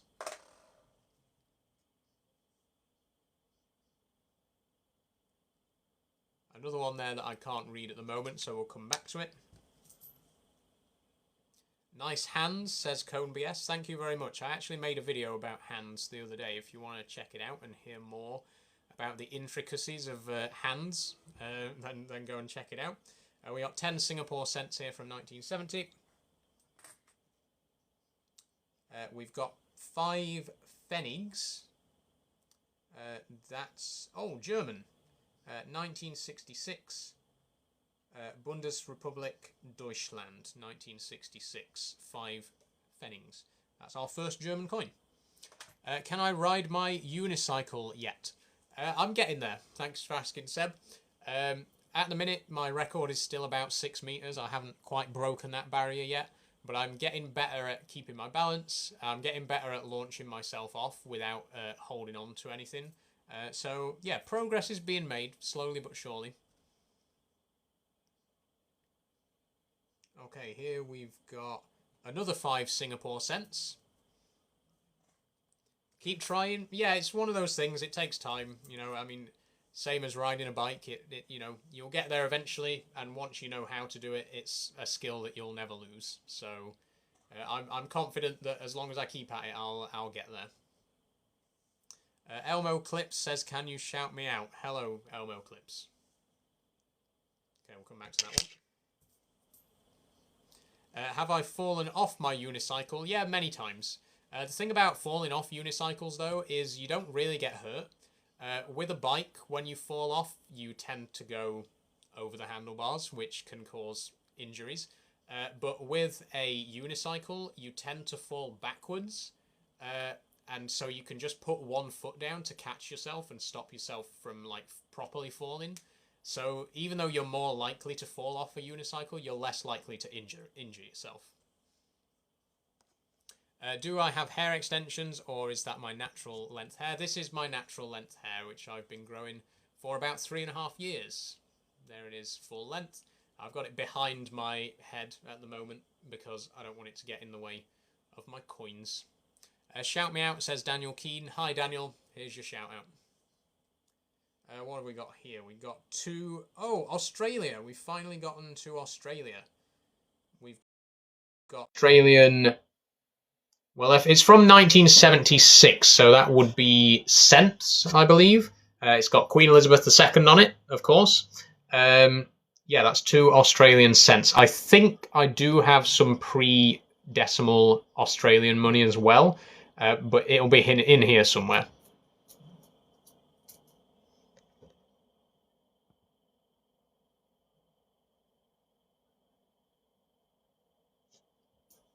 Elmo keeps saying, I have a question. Go ahead and ask it. You don't have to ask a question. Just go straight for the question. 1 gross, my smallest coin by far. This is even smaller than a farthing. It's a really, really tiny coin. It's from Poland, and it's a 1995 1 gross coin. So we've already got coins in here from 19 different countries. Do I collect coins? Yes, I do.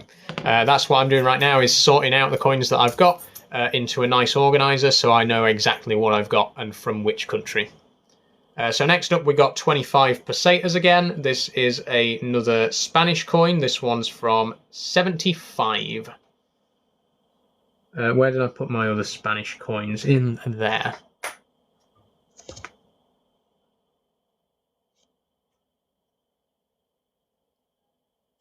Five centimes from 1980. They are French again.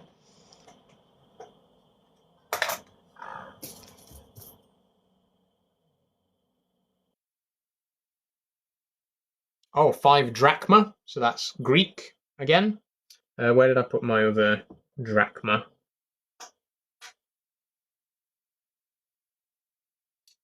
Was that it? Yes, it was. Do I work out? If so, what do I do? I don't really work out per se. I exercise a lot. I walk, I cycle, stuff like that. But I don't like do lifting or that sort of stuff. So less workout and more just general exercise. That's a cent. Oh, Ireland, 2003. Oh, it's a euro. It's a euro cent. 1 shilling. That's Austria again.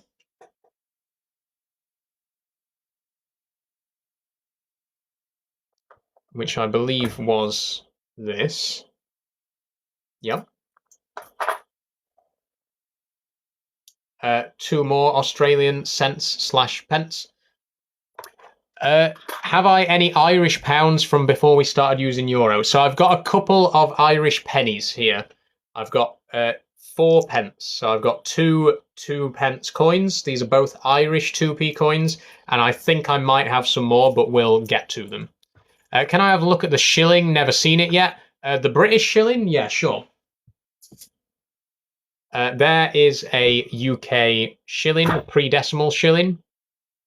Again, sorry if the focus is not great. I'll try and adjust it a little bit so that you can hopefully see the coin a bit better. But my front-facing camera really doesn't like focusing. In fact, what I'll do is I'll switch cameras. I'll flip to my reverse camera and see if you can see it a bit better. Oh, that's much better. So that's 1 shilling. I should have done this before because you can see the coin so much clearer from this side. This is a shilling. It's a 1947 shilling, so it's King George VI. Do I like Jaffa cakes? Asks AJ. Yes, I do. I love Jaffa cakes. Okay, next up we have another Seychelles, 25 cents there, 1982. Once again, I'm seeing cents and rupees from Seychelles, so I don't know what's when the changeover happened there. This one is from Bahrain, 1970. I can't read the value because it's in some Arabic language, so I don't know exactly what its value is, but it does say Bahrain on it, so we at least know what country it's from. And it does say 1970 on the back, so we know what year it's from as well. So that's a Bahraini coin. I think Bahraini is the right word there. Not entirely sure. Next up, we have 5 cents. These are Seychelles cents again. Let's have a look. I know Arabic. Okay, I'll show you the reverse of this coin.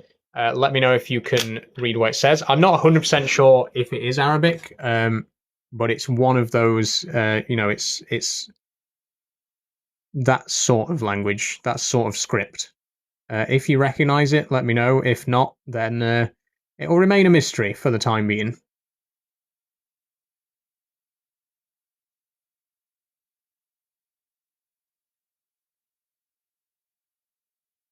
I'm going to quickly Google as well while we're here.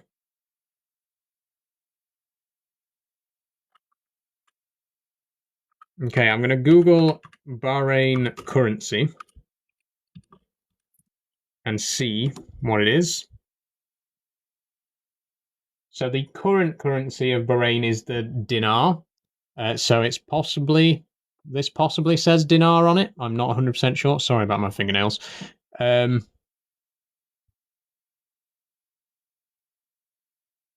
lying? About what?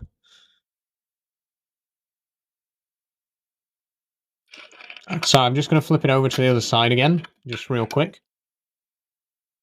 So this is what's on the other side. I'm lying about the currency. It says Bahrain on it right there. This is a Bahraini coin. Looks Israeli to me. The language, possibly, but the coin itself is definitely from the country of Bahrain, as you can see there. 10 pence. 10 pence, says BJ Official. So I'm guessing 10 dinar then is would be the value of this coin. So that's 10 Bahraini dinar. Cool. Okay, let's get back to it. More cents.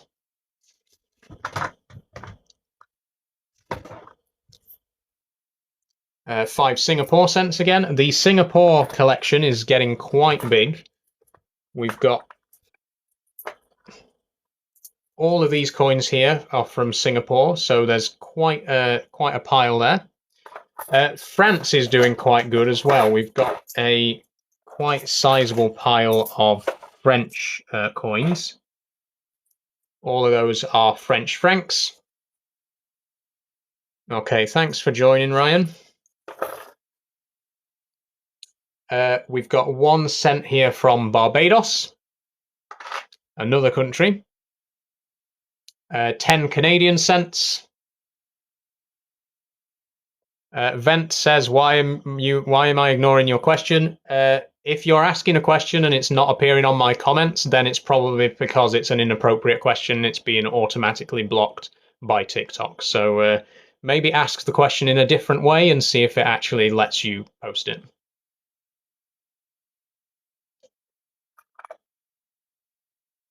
Okay, that's Canada.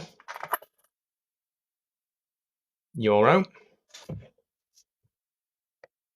Oh, are you a history teacher? No, I'm not a history teacher. Thank you for asking. I'm interested in history. I'm very fascinated by history, but I don't teach it. I did study it at A level though. Okay, American cent again.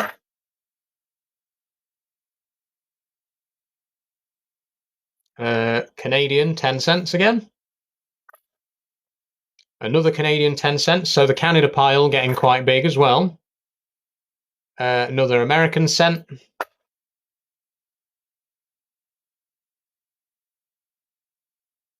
Oh, a quarter.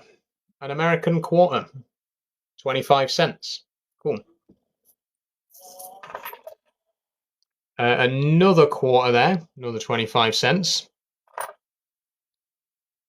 5 drachma, Greek.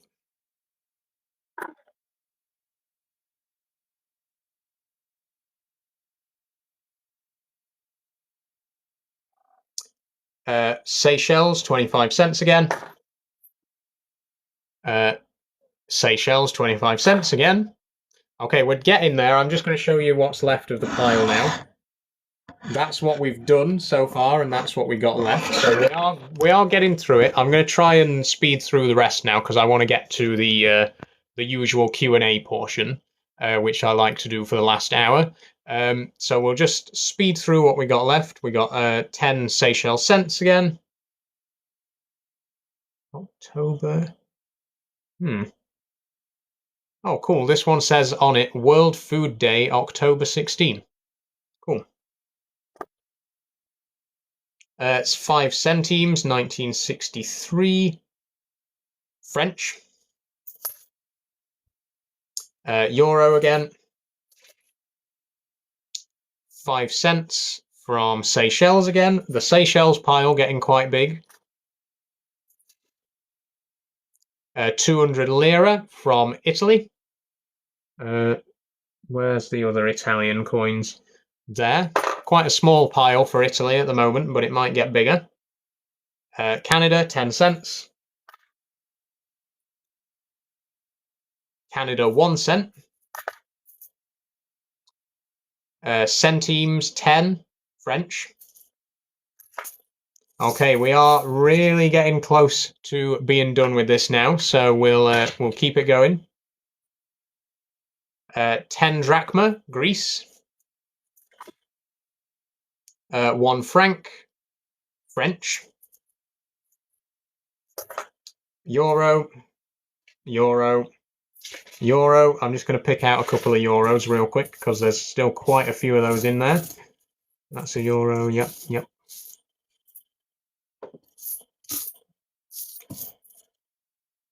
Oh, there's an actual full euro. The rest of these are all euro cents, but I have got an actual full euro coin there as well. I think all in all probably got about 5-10 euros here in coins. And of course those are currently legal, so I could go and spend those right now. If I was in Europe, which I'm not. 1 Spanish peseta, 82.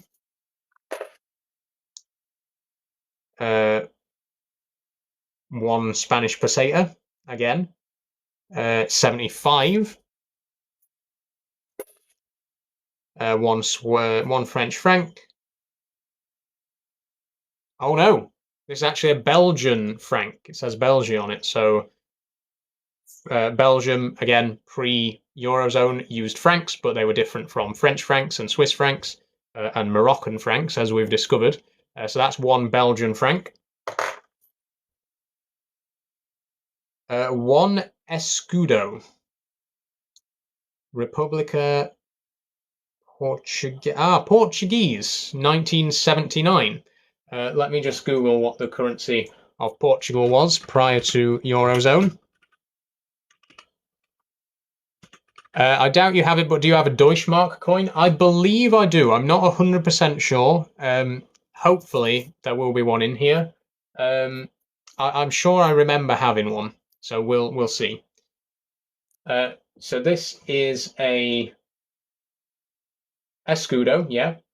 Currency of Portugal from 1911 till 2002. So yeah, that's a Portuguese coin.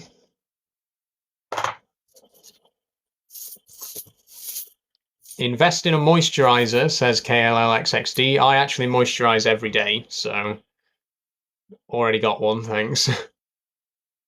25 cents there from Seychelles again.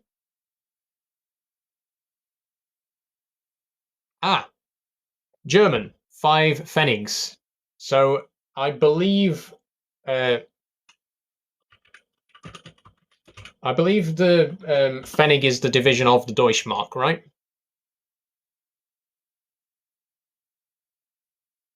Yeah.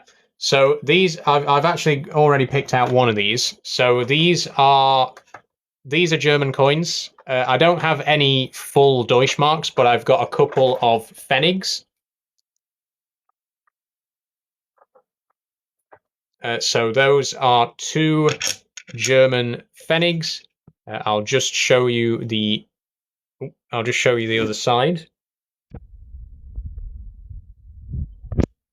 There we go. So as you can see there, we got 5 pfennig, and it says on it there Deutschlander. That one's from 1949, and that one's from 1966. So there you go. There's your German coins.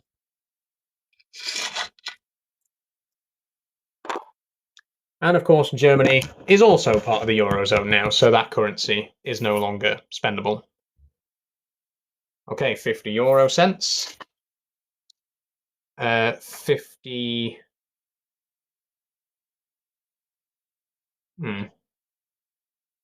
Oh, Yugoslavia. So I mentioned earlier that I had a Yugoslavian coin. Obviously, Yugoslavia no longer exists as a single country. It's been divided into 7 or 8 new countries. But prior to that division, the currency was the Yugoslavian dinar. And this is a 50 para, I believe it says here. Yeah, 1 dinar was divided into para. So that's a 50 para coin from Yugoslavia. My coin sorter is actually full now. I've got coins in every single slot. So hopefully there won't be too many more countries in here because I don't really have any more space for them. But we'll see. Haley asks, are you a furry? I'm not a furry, no. Nothing against them, of course, but me personally, no. There we've got 20 French cents again. 5 Spanish pesetas. 2 francs. French. Oh no, that's a half franc. That's a half a French franc. That's a euro cent. That's a euro cent. Francs again, 10 centimes. Euro cent.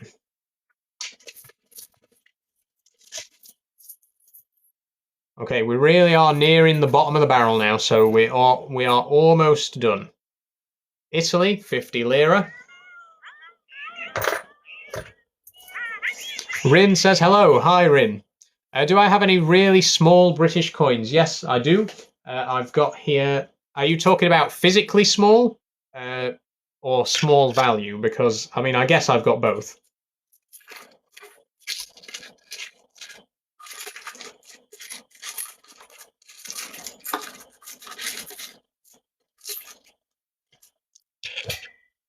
Small value, yep, can do. Let me just dig one out.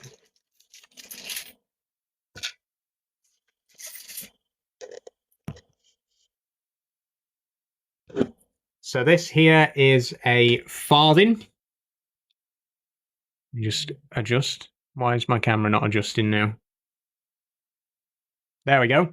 This is a farthing. It is a quarter of a penny, and it was the smallest coin in the British currency system before decimalisation. So 4 of these equals 1 pence. And this one's from King George VI, 1939. So there you go, and that is the farthing. I've got 2 of those. I used to have a third one, but it was one of the coins that went missing a while ago. So at the minute, only 2. But yeah, there it is. That's the farthing. That's the smallest in terms of both denomination and in terms of size. It's quite a small coin physically as well. Back to the counting though. We've just got a few more to do now. Come back to that one. That's Deutschlander again, another German one. 1 Pfennig. Where did I put my German coins?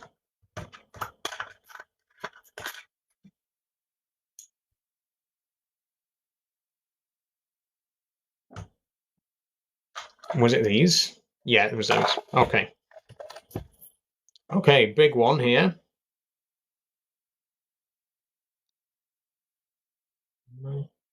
10 forints. Not sure what country that is, forints.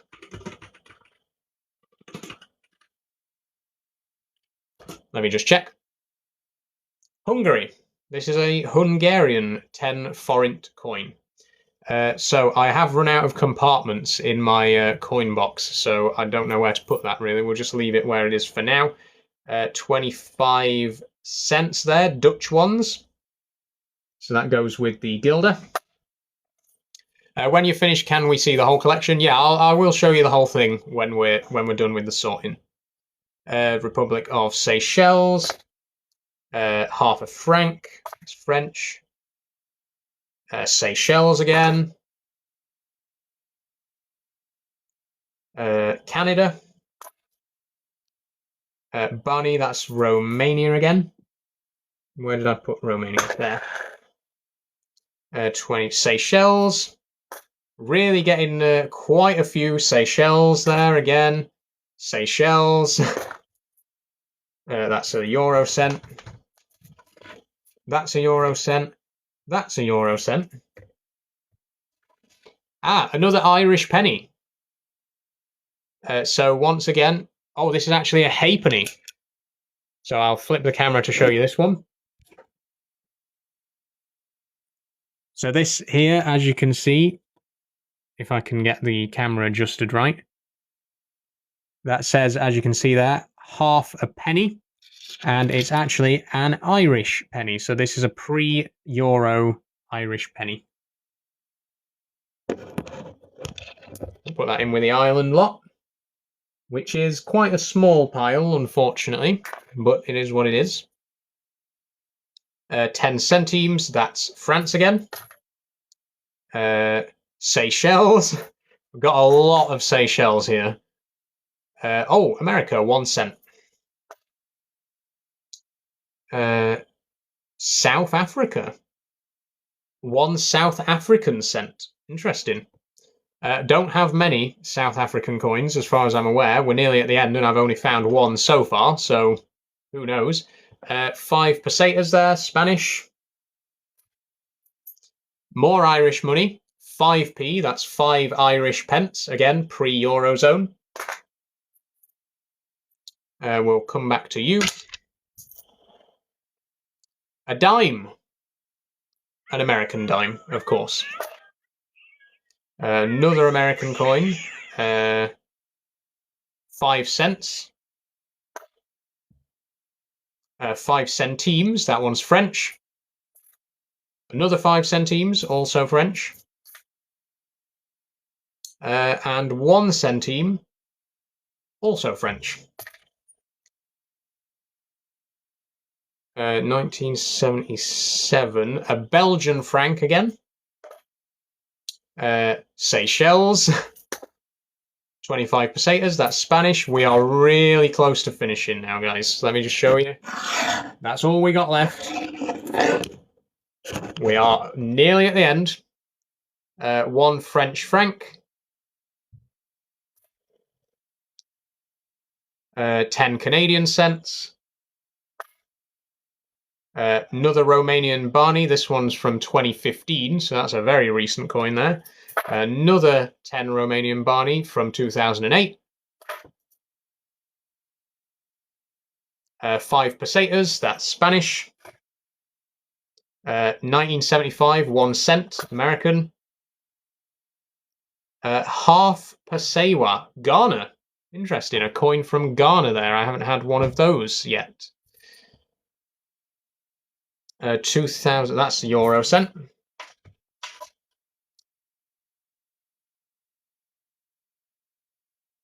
Ooh, another Arabic one here.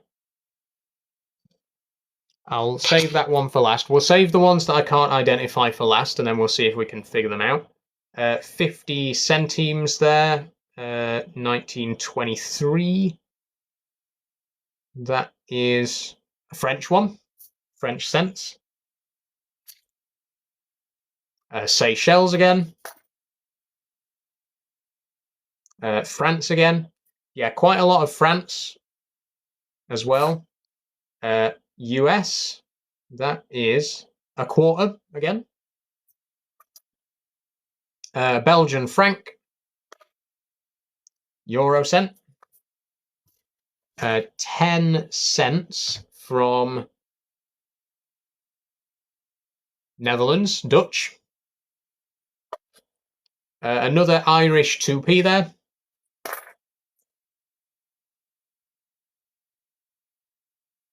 10 Hong Kong cents. Another French 5 cents. US dime. And finally, 20 French cents. And that is the whole collection, with the exception of 6 coins here that I need a little bit of help identifying, which we'll come back to in a moment. But if I just show you the box now, How have I collected these items? Been there. I've not actually been to any of these places, so most of these are coins that were given to me by a family member. Some of them I got from jumble sales, car boot sales, and stuff like that. And some of them I've actually bought. But most of them, yeah, most of them are just ones that I've found over the years. I've not actually been to any of the countries. Oh, and one more thing that I wanted to talk about that I didn't get a chance to.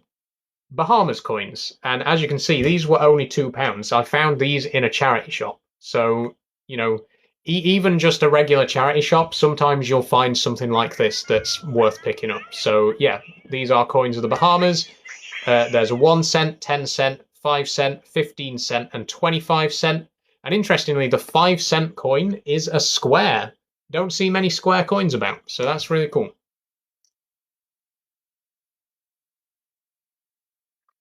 Yeah, cool. Okay, so what I'll do just before I finish up is I'll show you the coins that we couldn't identify, and we'll come back to them. I'll also show you the euros, which we couldn't sort out. If you can hear a lot of money jingling right now, those are the euros.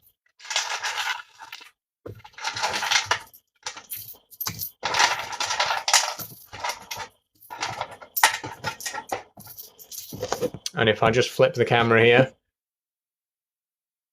these are all euro cents. This is all European money. So, you know, I could actually go to Europe right now and, you know, I don't know, buy a few chocolate bars or something. It's not a massive amount of money, but in the grand scheme of things, but this is all European coins. So those are the euros, which of course we are going to put to one side, because if you've been to Europe or if you are European, you have seen these every single day and you'll be sick to death of seeing them. We don't want to talk about euros.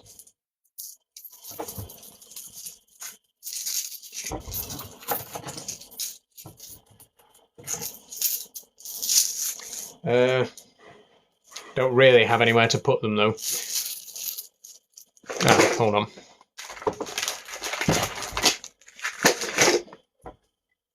Got a little pot here to put those in. So there's all my European coins in there. All my euro coins, sorry. And I believe, yep, that is the lot. So now we're just left with these 6 coins here, which I was unable to identify earlier. We'll come back to them and see what we've got. Okay, so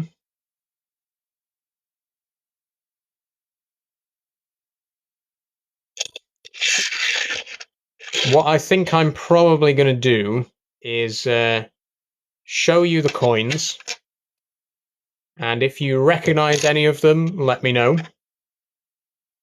Most of them are written in, you know, non what's the word? Non-Roman scripts, so I am unable to tell what they are, but here are all the coins that I couldn't identify. If you have any idea what any of these 6 are, obviously we can see the values. This one's 10 something, that one's 5 something, and that one's 20 something. But in terms of what the actual values are down here at the bottom, can't really tell. In fact, that is, now that I look at that one, that looks like it says 5 pesetas, right? That says PTAS. It does. That says España on it. That actually says España. I just couldn't read it because it's in a very strange font. Which Arabic one? Which one's the Arabic one? 1, 2, 3, 4, or 5? So that's Spanish.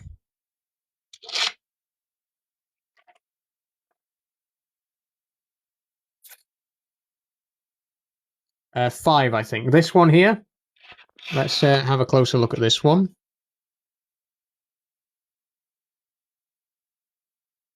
Might be quite difficult to read. I'll try and hold the camera as steady as I can and keep it focused.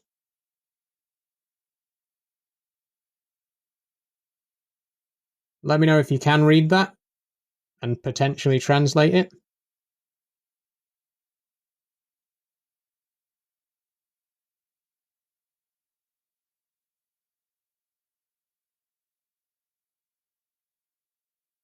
And I'll just flip it over real quick so we can see what's on the other side.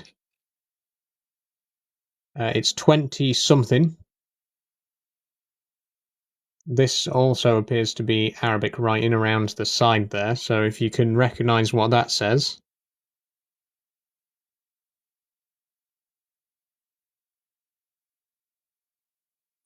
Uh, 1987 African coin. Okay. Do we know which country specifically? I don't really recognize who that person is. I suppose that might help. Morocco? It could be Morocco. Okay, so it's definitely African. Okay, we'll put that to one side then. Then there's still these four here. I think this one could be potentially. That looks like maybe Thai. Let me just check. I can Google actually. Thai coins. Oh, Thai 5 baht coin. Is that what this is? Sorry, I've gone off a little bit. It's baht. It is. This is a 5 baht coin, so this is from Thailand. So we've got Morocco there and Thailand there. Only 3 coins left to identify then. Once again, you can recognize any of these. What's this here? This looks a bit more sort of Cyrillic kind of thing, right? If anyone recognizes that, it's 10 something. Got a palm tree on the back there.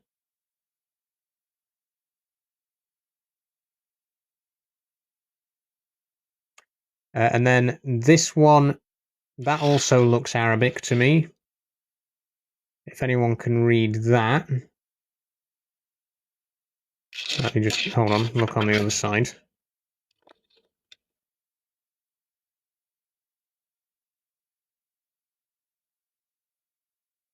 And then the last one, 2002, so that's a fairly recent one actually.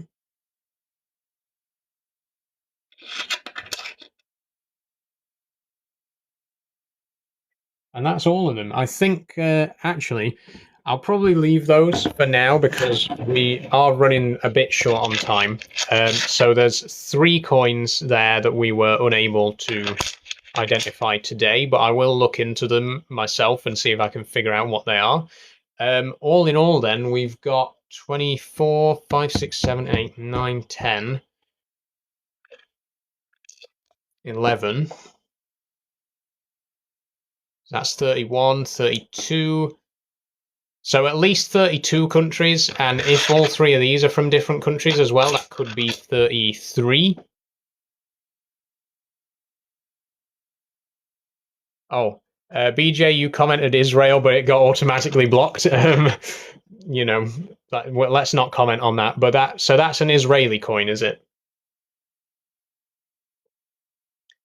Let me have a quick Google. Israeli currency.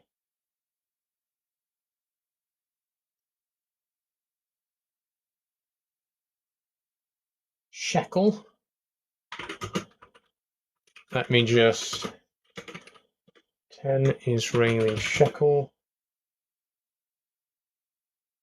Yeah, so that's a 10 shekel coin from Israel. So that just leaves 2 more. And as I say, I'll leave those for today. I will look off camera and see if I can figure out what these 2 are. But we have successfully identified every single coin except 2. They come from 32 different countries. Oh, and the Eurozone as well, so that is 33. We've done it. We've got through all the coins. There's none left to do.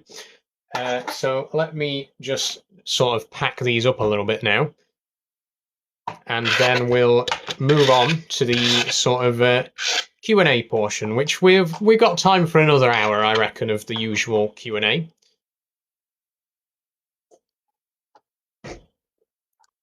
whilst I'm doing the Q&A, I can find the results. Good idea. How about I can't send you anything. I can't send you pictures at the minute because I'm in the middle of the stream. But if I show you the coins for just a few seconds, and you can take a screenshot of the stream, and then if you want to go and have a look for at what they are. So I'll just flip the camera one last time. So these are the value sides. This one is obviously 1, and that's a 20. Oh, the one with 20 is from Tunisia. Okay, that's another country down. Then that leaves us with just one more coin. This one here. Try and get the focus on it. There we go. This is the last one. If you recognize it, let me know. If you want to, like I say, if you want to take a screenshot and then try and figure out what it is, you're more than welcome to.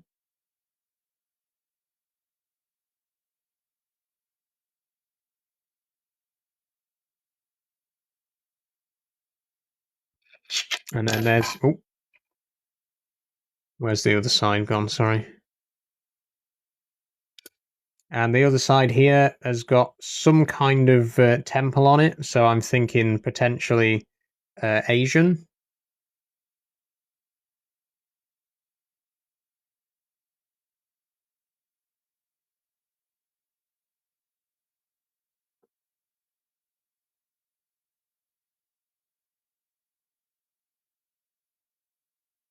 Irish punt. It doesn't look very Irish. Unless... Are you sure about that? Well, that's quite surprising, but I'll look it up and see if I can confirm it.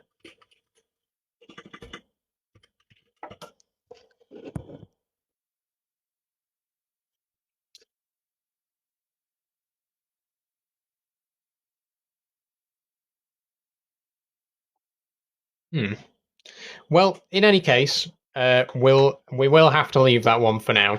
I'll show you it one last time if you want to take a screenshot, but I really am going to have to move on. So there's the coin one last time for you to see. Sorry, my camera's shaking. I'm trying to keep steady. So there's the front.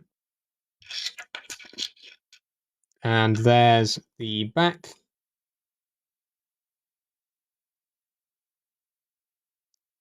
India. Okay. So that coin is from India. We have officially therefore identified the countries of origin of every single coin in the collection.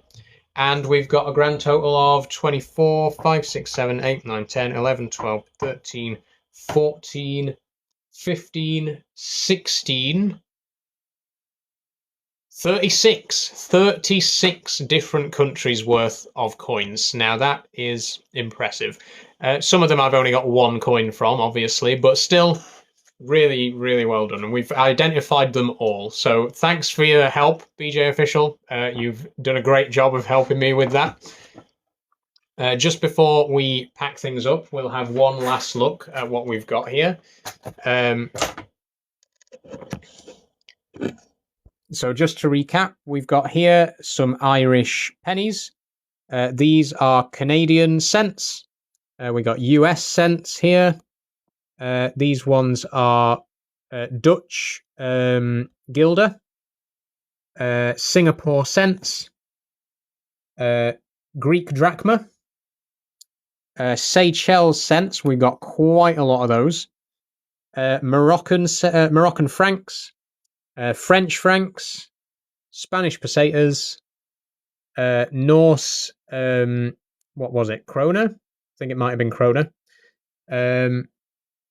Japanese yen, I got, sorry, 2 of those. Barney, they're Romanian. Oh, wait, hold on. I've put a couple of the Romanian coins in the wrong place. We've actually got 4 of those. So they're Romanian Barney. This is a, what was that one? Sen. Oh, Brunei. 20 Brunei Sen. These are Austrian shillings, Italian lira, German pfennigs, Australian pennies, I believe, or possibly cents. That one there is Polish gross. This one was from, I'm going to forget now where these were all from. That's the Bahrain one.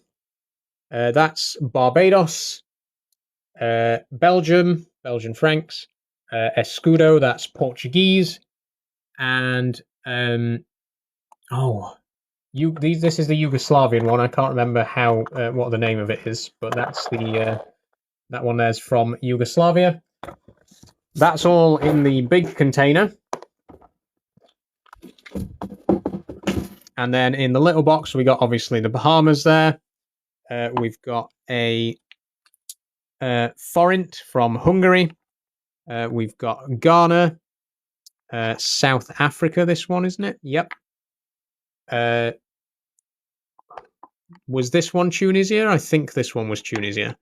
Thailand, Israel, Hong Kong, India, and where was the last one?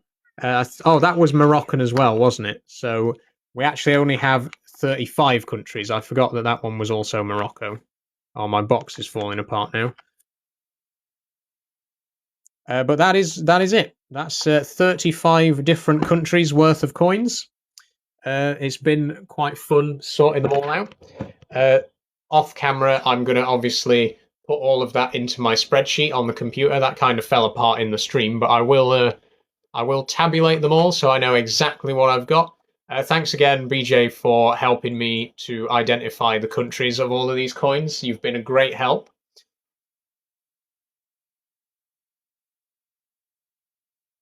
And so I guess that is the end of this portion of the stream. I'll just pack these up real quick and then we'll move on to the usual Q&A to finish up. And we'll aim to finish at about 6 o'clock. So if you were just here for the coin bit is now over. Hope you've enjoyed. If you want to stick around and join the Q&A as well, then that is going to be starting momentarily. I'm just packing up the coins and then we'll get to it.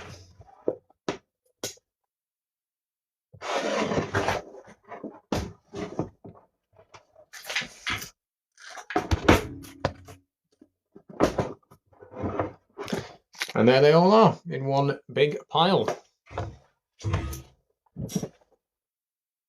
Okay, so that took a little bit longer than expected. I was hoping that would take an hour and a half, and it's been over 2 hours. But we still have time for a little bit of a Q&A. We've got about 45 minutes left. So we'll do the usual Q&A now. If anyone wants to come along and ask me any questions, then now is your chance to do so.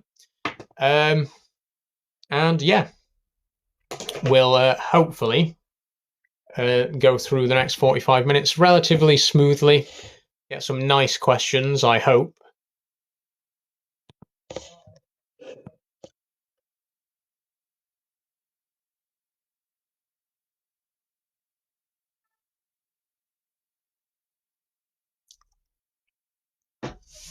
I did actually want to talk. I completely forgot.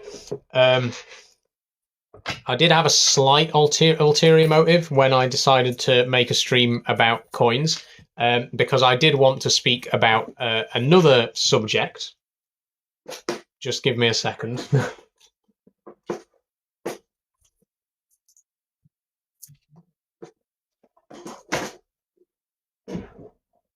If you've been watching my previous videos and live streams, I've spoken quite a bit about a certain little thing, a little thorny subject called monetization.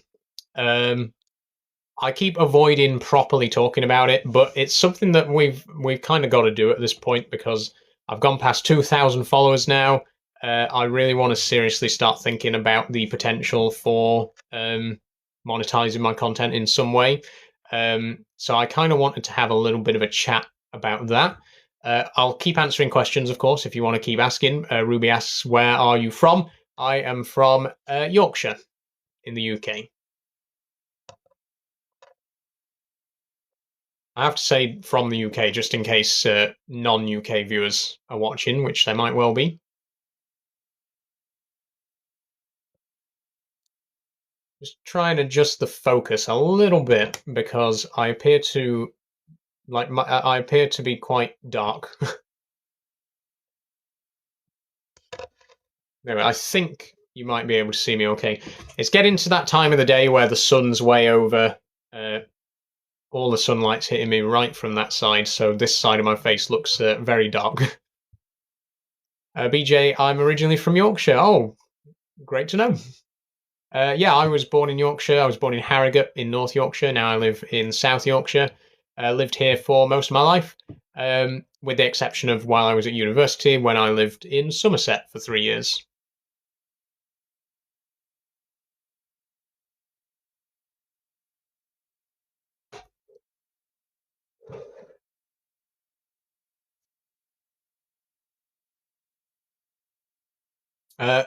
Lousy Hamers from Wakefield. I like Wakefield.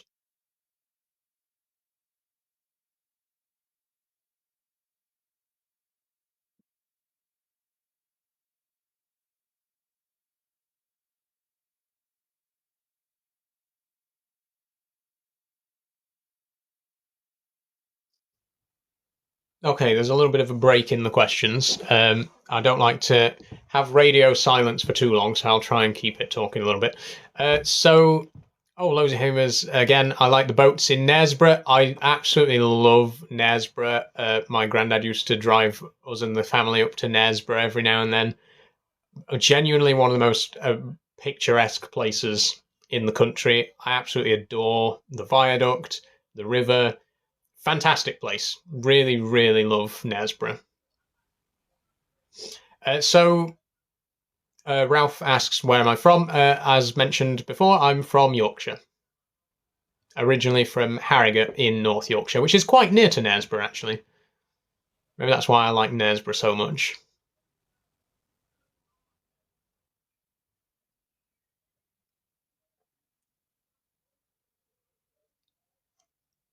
Your eyes are bright. Thank you, Namaste. Okay, so I don't have a strong Yorkshire accent. No, so I think that's probably. I think generally South Yorkshire the accent is slightly less strong than North Yorkshire. So my accent already is weaker than like the stereotypical Yorkshire accent would be. I feel like I probably do have a stronger Yorkshire accent in real life.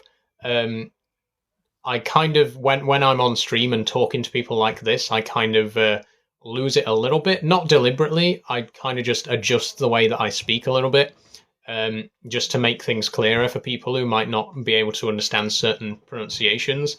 So yeah, I think in real life, off camera, my accent is definitely a bit stronger than it is on here. But also not particularly strong. Like you should hear other older members of my family, like my grandparents, for example, have a much, much stronger Yorkshire accent. And, that's just the way things are going. Over the last few decades, accents are starting to disappear a little bit as people move around more than ever before. People don't just stay in the one part of the country that they're born in, they move around a lot. And so accents in general are becoming slightly less prominent, which is a shame, but it's a price we pay in our progressive world. People move about, their accents change. It's gone 5 o'clock. It has gone 5 o'clock, Bargain Man, and I knew you were going to say that, which is why I specifically set the ending time of today's stream to 6 o'clock. Namaste says, do I like the sun? I love the sun. I love getting out on a nice sunny day for a walk or a bike ride. Today I've dressed for slightly colder weather and it's turned out to be very warm, but that's just the way that it goes usually. unfortunately, we live in a country where the weather changes at the drop of a hat. So, but I do like to get out on a nice day. I think after this stream, I will probably get out in the garden for a couple of hours on the unicycle, get a little bit of practice in with that, and enjoy the weather while it's here. Bimmer Power says hi. Hi. Welcome to the stream.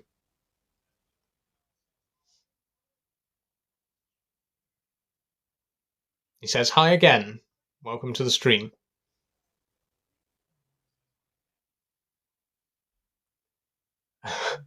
This is a serious question. Do I think the trans flag should be flown above the Union Jack? No.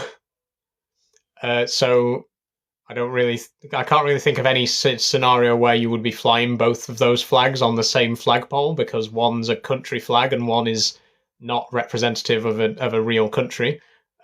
So a bit of a strange question, but yeah.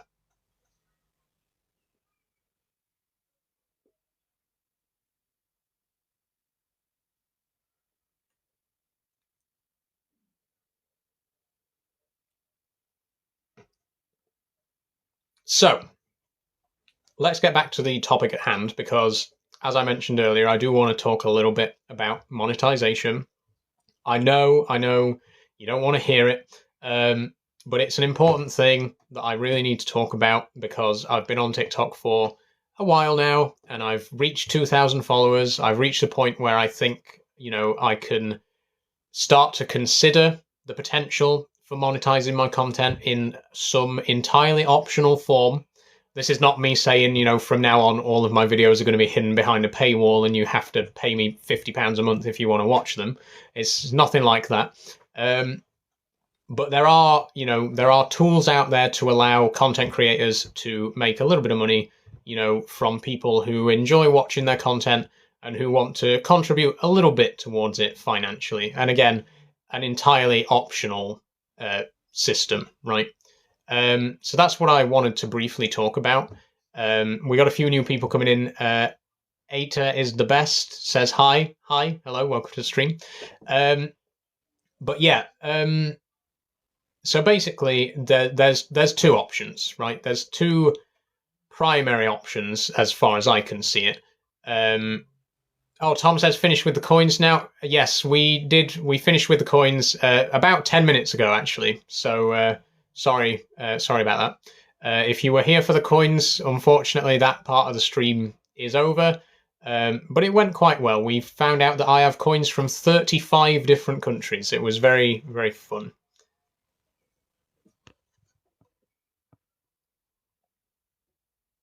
Oh, Tom, I had the doctors was here for the start. Oh, so you at least caught a bit of it then, which is good.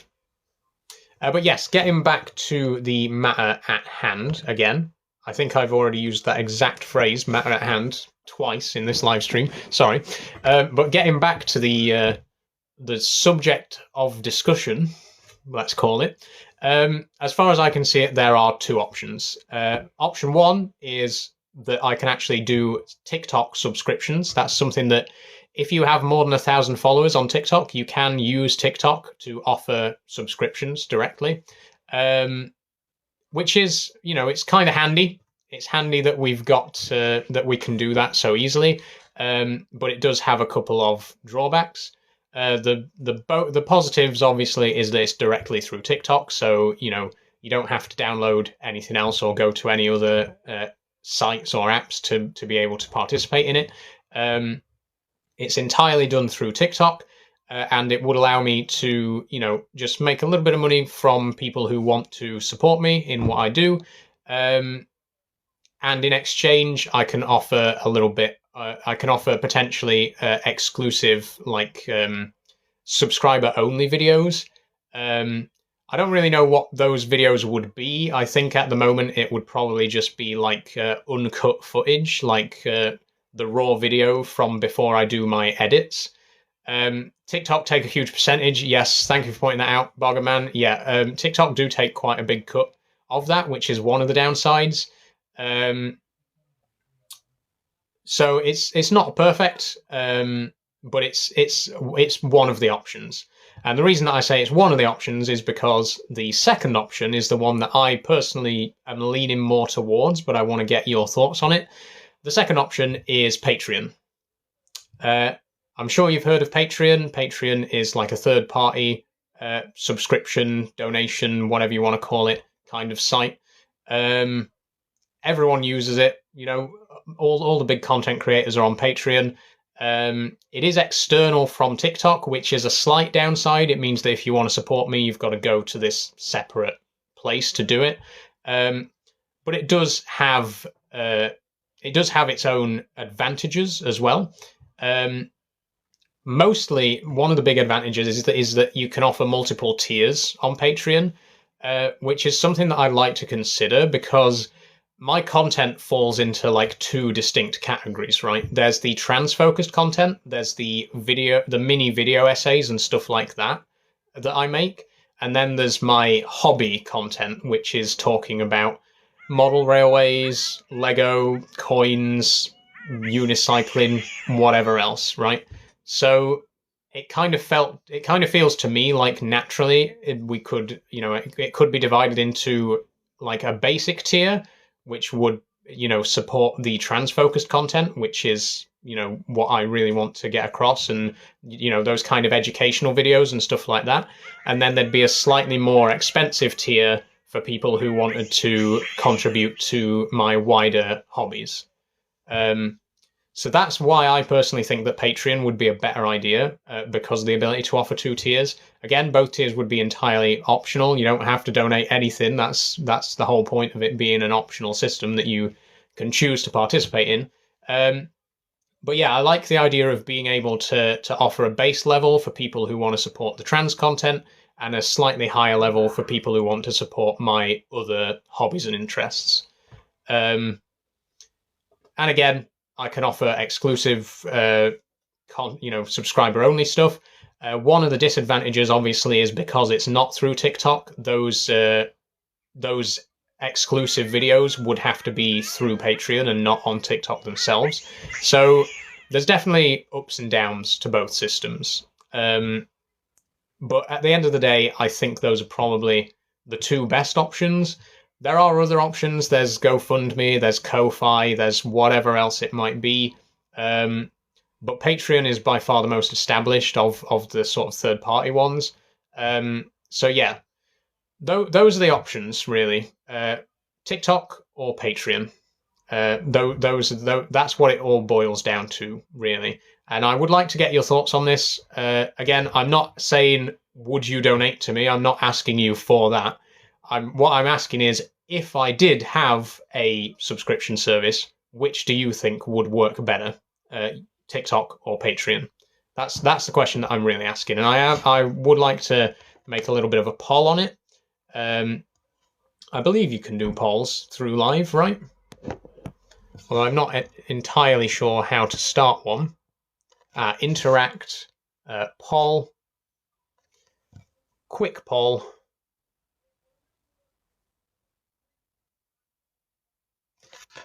Okay, so let's say, what is that? The smiley face for TikTok and the crying face for Patreon. Cast your votes now. Should I do subscriptions through TikTok or should I use Patreon? Those are the options. Have I thought about having a podcast? Asks producer Lucy. Sorry. Yeah. I think it would be kind of cool to have a podcast. Yeah. I don't really know what I'd talk about, to be honest. Because the thing is, I can talk a lot, you know, like on these live streams, I can talk for 3 hours straight, but generally it's because I'm answering people's questions. So, you know, if I were to do a podcast, it definitely couldn't be a solo job. It'd have to be with someone else to riff off of. But I guess it's something that I could consider in the future. I think there's a lot of topics that I could talk about. So yeah, maybe that could be a fun thing to do some further down the line. RW asks, what's my favourite food? My favourite food is pie. In particular, I like chicken pie.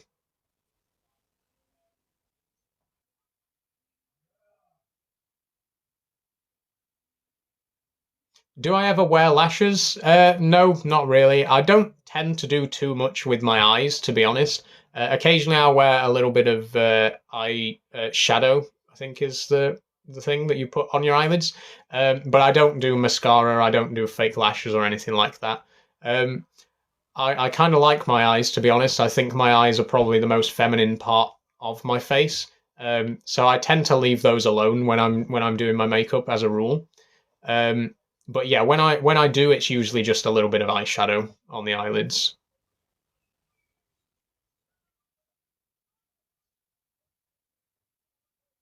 Okay, so the poll ended, but I didn't actually see what the result was because I was answering a question.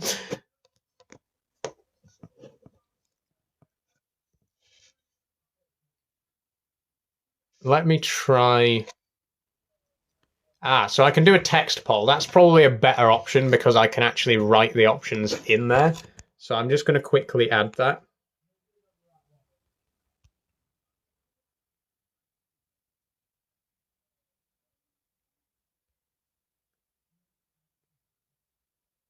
Sorry, guys. I'm just setting up the proper poll now. I can only set it up for a maximum of 5 minutes. So we'll see how many answers we get in that time. Do I like cheese? Yes, I do like cheese. Loadins asks, what is my daily routine? Do you mean in terms of like my skincare routine? Oh dear, sorry about that. So the new poll is up now. If you click on the top left of the screen, it should be in. You'll see the poll there for whether I should do TikTok or Patreon subscriptions. My routine for everything. So I'm not going to talk you through every single step that I take every day, but I'll tell you the basics of how I sort of get ready. So the first thing I do is shave. Obviously, I do have facial hair. It grows back every day. So the first thing I do is wash my face with a cleanser, then apply some exfoliator, wash all that off, then have a shave. And then after I've shaved, I put on some moisturizer. I actually use spot prone moisturizer because I am quite spot prone, especially around the nose area. I get quite spotty. So I put my moisturizer on, and that's basically it for the skincare. If I'm doing makeup, a little bit of primer, then a little bit of foundation, and then a little bit of fixing powder, and that's pretty much it for the makeup as well. And then if it's a hair wash day, then I'll wash my hair with some Head and Shoulders, and that's pretty much all there is to it. That's how I get ready every day. Where do you get the spot one from? So I think it's Freederm. I'll go and check actually. I'm just next to the bathroom, so I'll just go and grab it.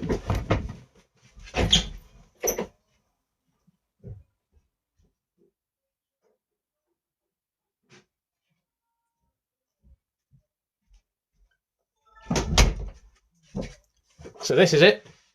It's Freederm Clearing Moisturizer. It reduces spots, prevents breakouts, and has lasting hydration. It's basically just a moisturizer, but for people who are prone to spots. And it works wonders. As you can see, I don't have many visible spots right now. So yeah, recommend. I got it on Amazon. It was like a couple of quid.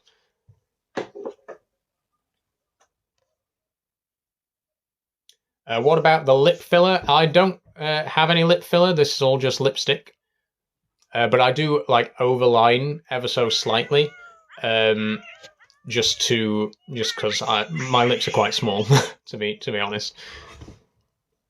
Okay, we're about halfway through the poll, so if you want to cast your votes, remember the options are TikTok and Patreon. If you want to let me know which you think is the better option, then please go and do so now. I really am genuinely interested in your thoughts on this because, obviously, as I've said, my preference would be towards Patreon. But if the votes go the other way, then they just go the other way. Vote for what? So I'm voting on whether I'm going to be offering subscriptions through TikTok or Patreon. So if you want to let me know on that, you can click the poll in the top right corner and let me know your thoughts.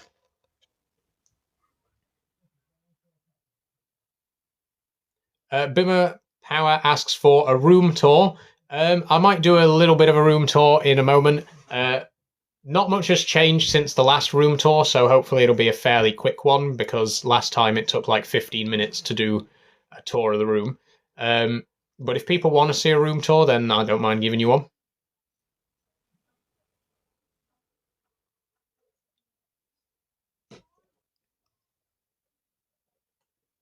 People are so nosy. I'm fine with it. I don't mind. I don't mind showing people my room. I think my room's a good representation of me. You look around my room and you can see the kind of things that I own, the kind of things that I am interested in. It gives you a good idea of what sort of person I am. So I don't mind showing people around if they want to see.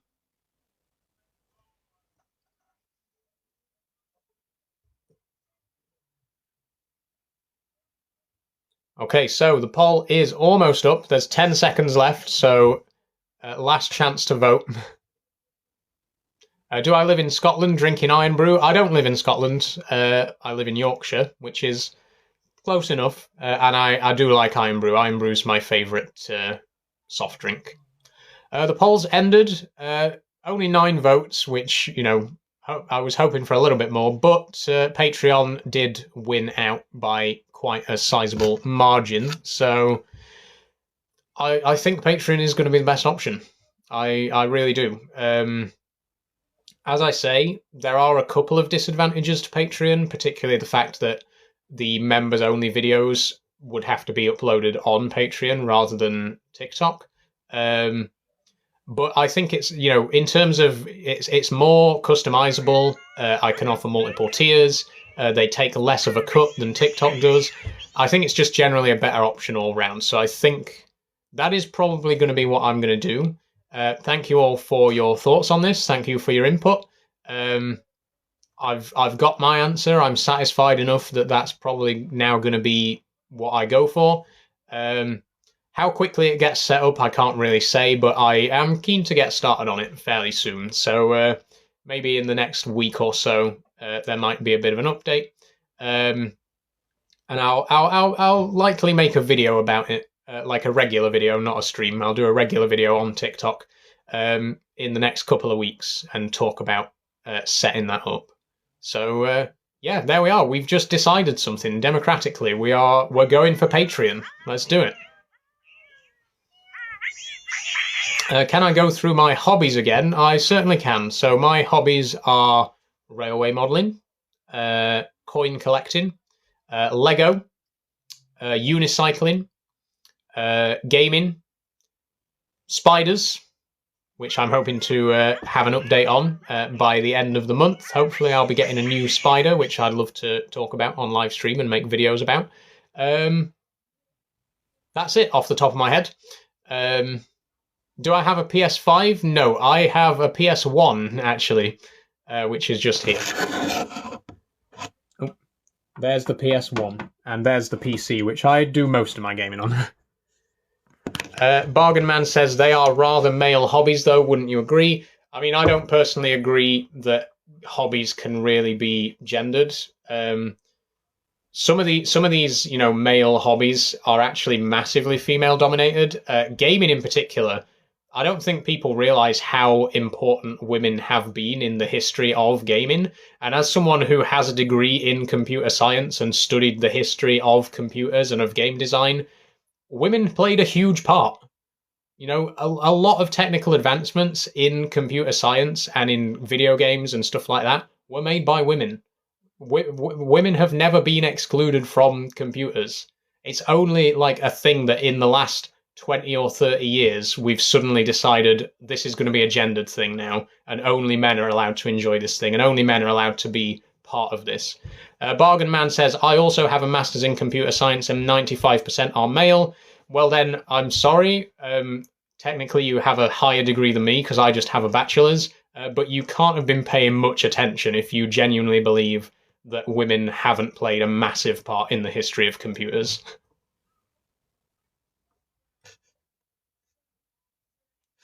What's AMA? AMA means Ask Me Anything.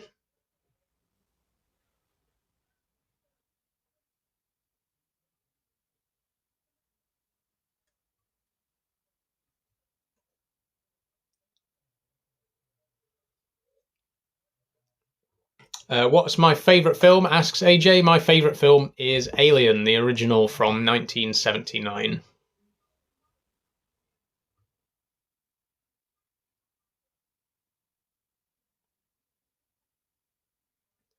SH says, bro, answer me. FFS. If you've asked me a question and it hasn't appeared in the comments, it's probably been automatically blocked, likely because it was inappropriate. But if you want to try wording the question differently to get around the filters, then knock yourself out. Alice says, hi, Saul. Hi, Alice. How are you doing today?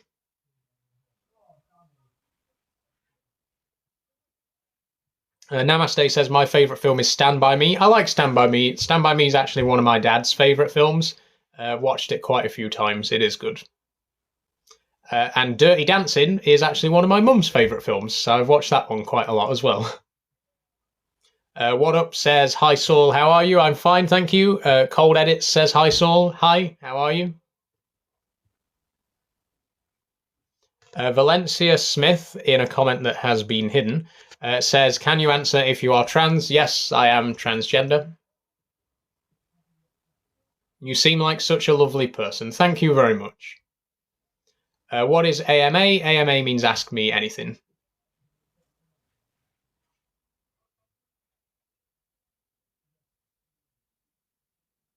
Do I believe in Jesus? I am not personally religious, no, but I do have religious family members. And of course, I don't really have any problem with religion, although I do have a problem with people who use religion as an excuse to be nasty. But that's, religion itself, I'm okay. I'm okay with it. What's my favourite type of pop drink? It is Iron Brew. I absolutely love Iron Brew. Who's my favourite character on Brooklyn Nine-Nine? Holt. Captain Holt. Hands down. Love him.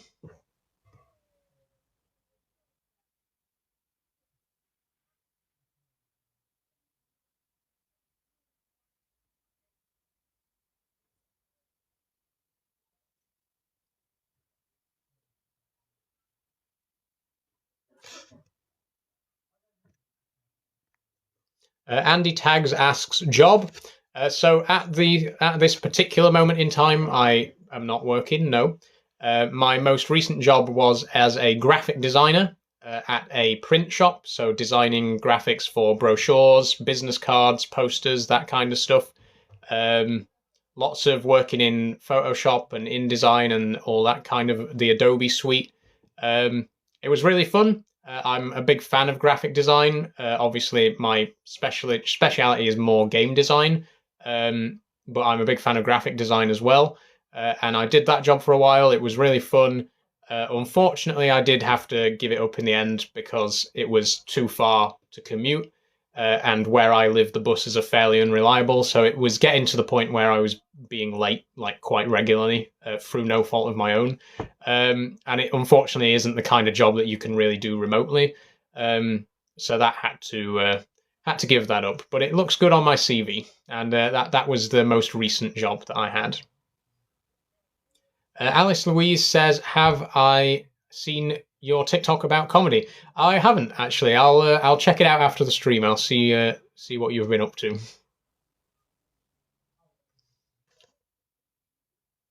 Andy Tags says, just with your degree, I thought you would have a cool job. I thought so too.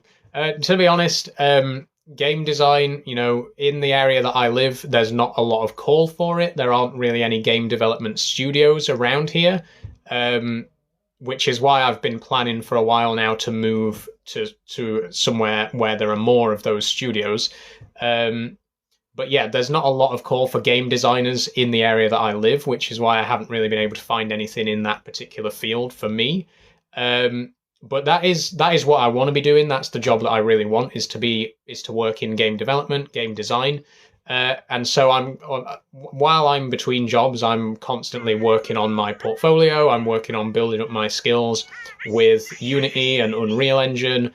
I do a lot of solo game development, nothing that's been publicly released, but just to keep my skills sharp, I do little personal game design projects. But yeah, I'm hoping, the plan is that eventually I will be working for a game development studio properly. Unreal Engine is great. Yeah. So at uni, I actually learned to use the Unity engine because it's kind of the industry standard in a lot of places. So we learned how to create games in Unity. But Unreal, I think, is a much better engine. Personally, I think it's far superior to Unity. So I've been sort of self-teaching myself Unreal since leaving uni. Unity is the one that I'm most familiar with because I was actually taught that, like, what's the word? I was formally taught Unity, whereas Unreal I've just been learning by myself. Football team support. I do not really follow football, but my dad is a fan of Newcastle United.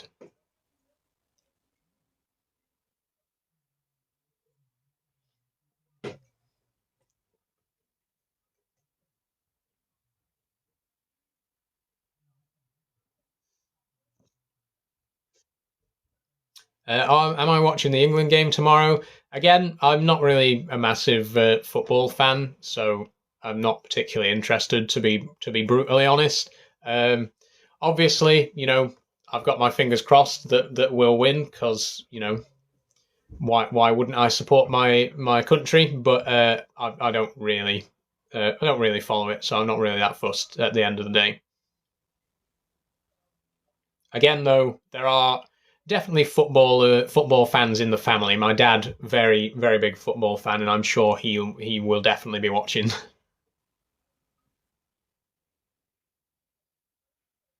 Haz says I'm autistic and I want to become a firefighter when I grow up. Go for it. If that's what you want to do, then that's what you want to do. I think firefighting's a really cool job. I don't think it would personally be something that I'd want to do because it's a dangerous job, and I'd rather do something where I can just sit at a desk. To be brutally honest.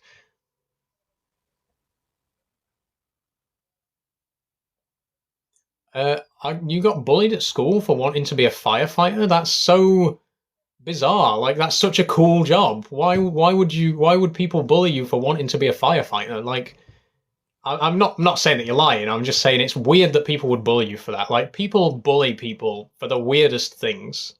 Like to me personally, if someone says I want to be a firefighter, I'd think that's really cool. That's such a cool job to do.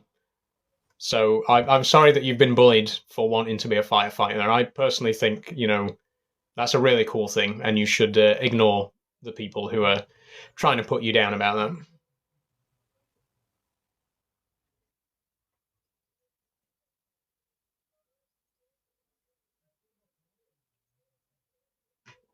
that. Thank you. I'm going to hopefully do fire cadets.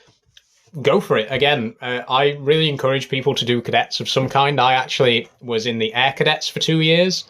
Um, that was really fun. It was kind of something that I got roped into by my friends, to be honest, because a lot of my friends in secondary school were air cadets, and they kind of badgered me into coming along.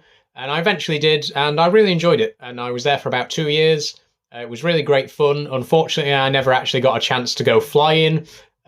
Always just missed out on the windows for to apply for that sort of stuff. So in the air cadets for 2 years, never got a chance to go up in a plane, which is a shame. But it was a fun time. Have I done a skydive? I've actually never done any form of going off the ground. To be honest, I've always had both feet planted firmly on terra firma. I've never been on a plane, never been on a glider, never done anything like that, which is a shame because I'd like to. And again, you'd think that in the 2 years that I spent in the air cadets, I might have had at least one chance to go up in the air, but it wasn't meant to be. Do they still fly the Chipmunk in the ATC? I am not sure, to be quite honest with you. Again, because I didn't really get a chance to do that side of things, I don't really know what kind of stuff they get up to. um, so, yeah, sorry about that.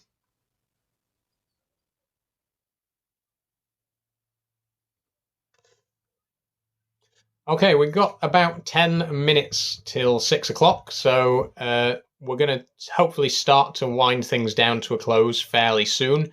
If you want to ask any more questions, then now is your chance to do it. But as I say, I am going to start to wrap things up. Excuse me. That's the Irn-Bru. Sorry about that. That's a great advertisement for Irn-Bru there, isn't it? Okay, so we're gonna bring things to a little bit of a close. Thank you for joining again. If there are any more last minute questions to come in, then please ask now. But I think today's stream on the whole has been pretty good. The coin sorting went down quite well. I really enjoyed that. We identified all the coins. We sorted them all out nicely. That was a lot of fun. Andy Tag says, I was in the Army Cadets, then the Territorial, then full-time soldier. Congratulations. I never really wanted to be in the armed forces, to be honest. I never really considered going from the ATC into the Air Force. I appreciate the time that I had at the ATC, and it was really, it was great life experience. It was a lot of fun. Had a good time with it. But me personally, I never really planned on it becoming I never really planned on progressing into the proper Air Force. The coin part was amazing. It was, BJ, and thank you so much for helping me identify some of the coins. You've been a huge help, honestly. It would have taken me a long time and a lot of Googling to figure those out without you. So thank you again for that.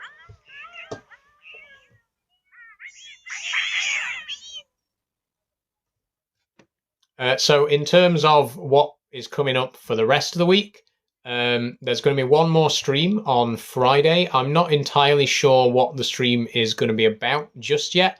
I was thinking of potentially doing another gaming stream. I played Portal on Monday and I played Abe's Exodus last week. But I was actually thinking of doing Minecraft because the new 1.21 update has just dropped. I haven't played Minecraft for a while. I'd love to get back into it, and I was thinking that might be an interesting game to play on stream because it's a very interactive game potentially. I can take suggestions from the audience on the kind of stuff to do. Whereas with stuff like Portal, it's a very linear game, and you just do what the game tells you to do. With Minecraft, people can tell me what they want me to do. So I think it would be a really cool game to play on stream. And if you'd like me to play Minecraft on stream, let me know, because I'm down for it. That might be what happens on Friday. If not, I'm sure I'll think of something else. Dylan asks, sorry to ask what gender are you? I know it's a bit rude. Not at all. I am a trans woman. Thank you for asking. So I was assigned male at birth. I now identify as a woman.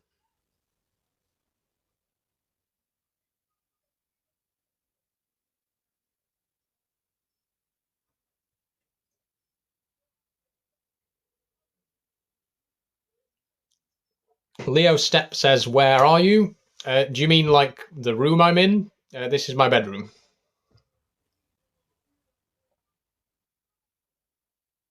If you're talking about like where I live, South Yorkshire. I'm not going to give you any more specific detail than that.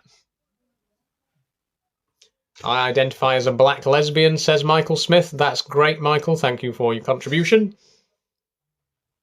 Dylan asks, can I get my birth certificate changed, in a comment that's been automatically hidden. So birth certificates can be changed, yes. It's a little bit more difficult than getting your passport changed. I'm actually in the process of getting my passport changed right now. Just last month, in fact, just at the start of this month, I signed my deed poll, which officially recognises that I've changed my name. And it also expresses my intent to change gender. So I'm currently in the process of applying for a new passport, which is going to have my new name and gender on it. In terms of changing gender on birth, death, and marriage certificates, you actually need to have a gender recognition certificate for that. So it's going to be at least a couple more years before I can do that, because you need to be living as your new name and gender officially for 2 years. So 2 years from now, I will be able to apply for a gender recognition certificate. If all goes smoothly, once I've got that, I will then be able to change the gender on my birth certificate, yes. But for now, birth certificate still says male. Passport, until next month, still says male. Sorry for asking. No, perfectly valid question. That's the thing, like, I don't mind answering questions that are asked in good faith. If people genuinely want to understand and want to know more, that's exactly what I'm here for. I want to help you to understand more. So, those sorts of questions, please don't feel, embarrassed or scared to ask those questions. Don't feel like apprehensive about those sorts of questions. Those are exactly the kind of questions that I'm happy to answer. So if you break the law, they're going to be like, who is this? I don't plan on breaking the law, so doesn't really apply. When did I transition? 3 years ago in 2021. Almost exactly 3 years ago, actually, because it was in July.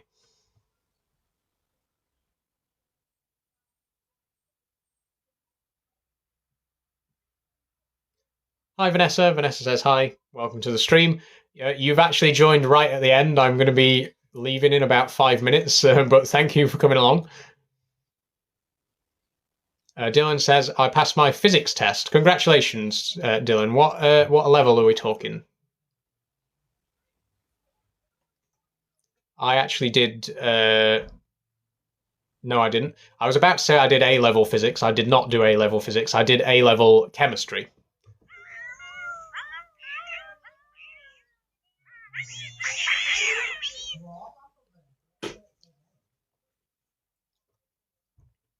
Credit. Oh, A-level. A plus. Congratulations. So I did, I believe, yeah, I did A2 physics, chemistry, sorry. So I did 4 A-levels, but only one of them I finished because my maths A-level, I actually failed the AS, so I didn't go on to A2.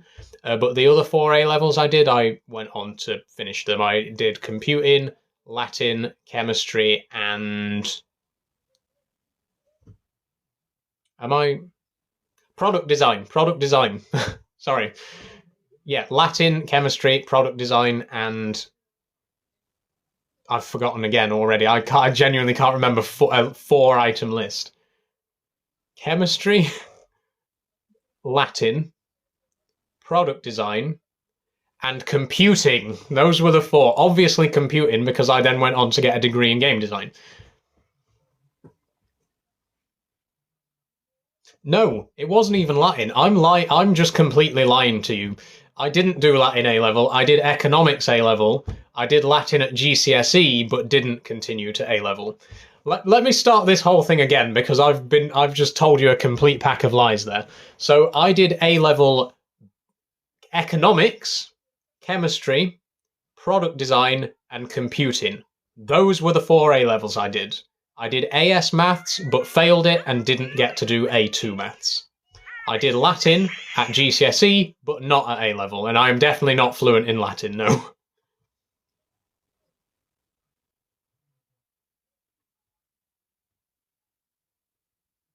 Namaste says, sure, all very useful. Yeah, I mean, economics, very useful. Chemistry, maybe not so much unless you want to do something chemistry related. Product design, very useful for the kind of work that I want to do. And computing, obviously, computer science, massively useful as well. And considering that I have a degree in that, then it was definitely worth doing it at A2 as well. Rose says, hi Rose, welcome to the stream. You've joined me quite late. I am actually going to be ending in about 5 minutes time because I've been on for nearly 3 hours now already. But hello, for the short time that we have left. Andy Tags asks, what am I doing tonight? So I am probably going to do a bit of unicycle practice tonight, as I mentioned earlier. The sun's still out. So once the stream's over, I'm probably going to get out in the garden and do an hour or 2 of unicycling. And then I'll probably just settle down, play some Minecraft and watch some TV. That's pretty much it. It's a slow evening tonight because I don't really have that much work to do for tomorrow's video is pretty much already wrapped up. So, am I good at C++? Says Bargain Man. I am aware of C++. I'm better at C# because, as mentioned earlier, I learned how to use the Unity engine at university, and that uses C#. But because I'm learning to use Unreal, I've also been working on my C++ because Unreal uses C++. So I know a bit of C++, but not as much as C#. Andy Tags asked, what's my favourite alcoholic drink? I am a cider drinker myself. I didn't really drink much before university, but when I went to uni in Somerset, obviously Somerset is the heart of cider country, so that is where I really got hooked on cider, and that is my drink of choice today. I particularly like Thatcher's Haze. So yeah, very, very much a cider drinker.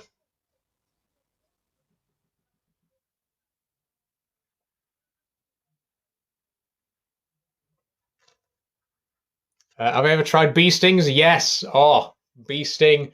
I remember trying bee sting a couple of times in our local pub in Bath. We had there's this one pub in Bath called the Cannon, which me and my friends used to go along to. It was sort of our regular, and they always had some great ciders in there. Bee sting. Oh, love it.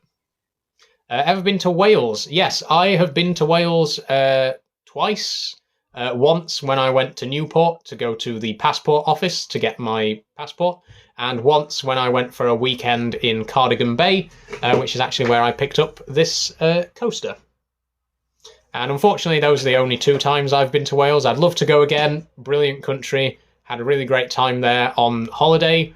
Not so great of a time on the day that I went to Newport, but that was pretty much because I was going there for business. But yeah, it's a great country that I'd love to visit and get to know more. Have I been to Scotland? I haven't actually been to Scotland. Again, brilliant place, and I'd love to go. There's plenty of places in Scotland that I'd like to visit, but it's just not somewhere that I've ever actually been.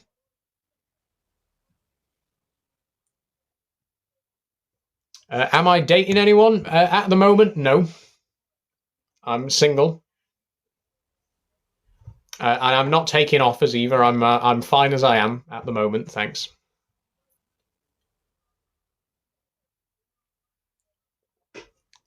And of course, the other reason that I'd like to go to Scotland is because it's the home of Irn-Bru, and you know how much I love Irn-Bru.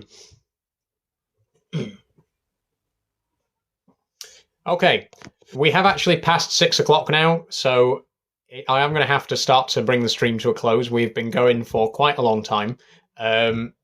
So I guess, all that remains is for me to say thank you very much for joining. There is going to be another stream on Friday. In the meantime, you can expect to see a video tomorrow. I won't tell you what it's about. You'll have to wait and see. But that's the plan. Thank you again for joining the stream. I also want to say I haven't had a chance to actually say it on stream, but thank you all so much for helping me reach 2,000 followers. I reached 2,000 in Monday's live stream, which was, it's crazy. It's been just over a month since I started making my new trans-focused content, and we've already jumped from 250 followers to 2,000. So thank you all so much for your support. I'll look forward to seeing you in the next video / live stream, and also expect in the next couple of weeks to hear more news about my Patreon. As we've decided today, Patreon is the option that I'm going to be taking in terms of monetization. So in the next couple of weeks, I'll hopefully be getting that set up. And if you do want to support me and support the content that I make, then you'll be able to do that once the Patreon's up and running. So stay tuned to hear more about that. But that is it. That is it for today. We've been going for just over 3 hours. I really do have other stuff to be getting on with. So thank you all again so very much for joining me. If you've enjoyed what you've seen today, then please consider following. If you are interested in moderating for me, then please send me a direct message. People do tend to offer during the live stream, but I don't necessarily see those comments. So if you are genuinely interested in doing that, then please drop me a private message. But that's it. Thank you all so much for joining, and I will see you tomorrow for a video and on Friday for another live stream. Bye-bye.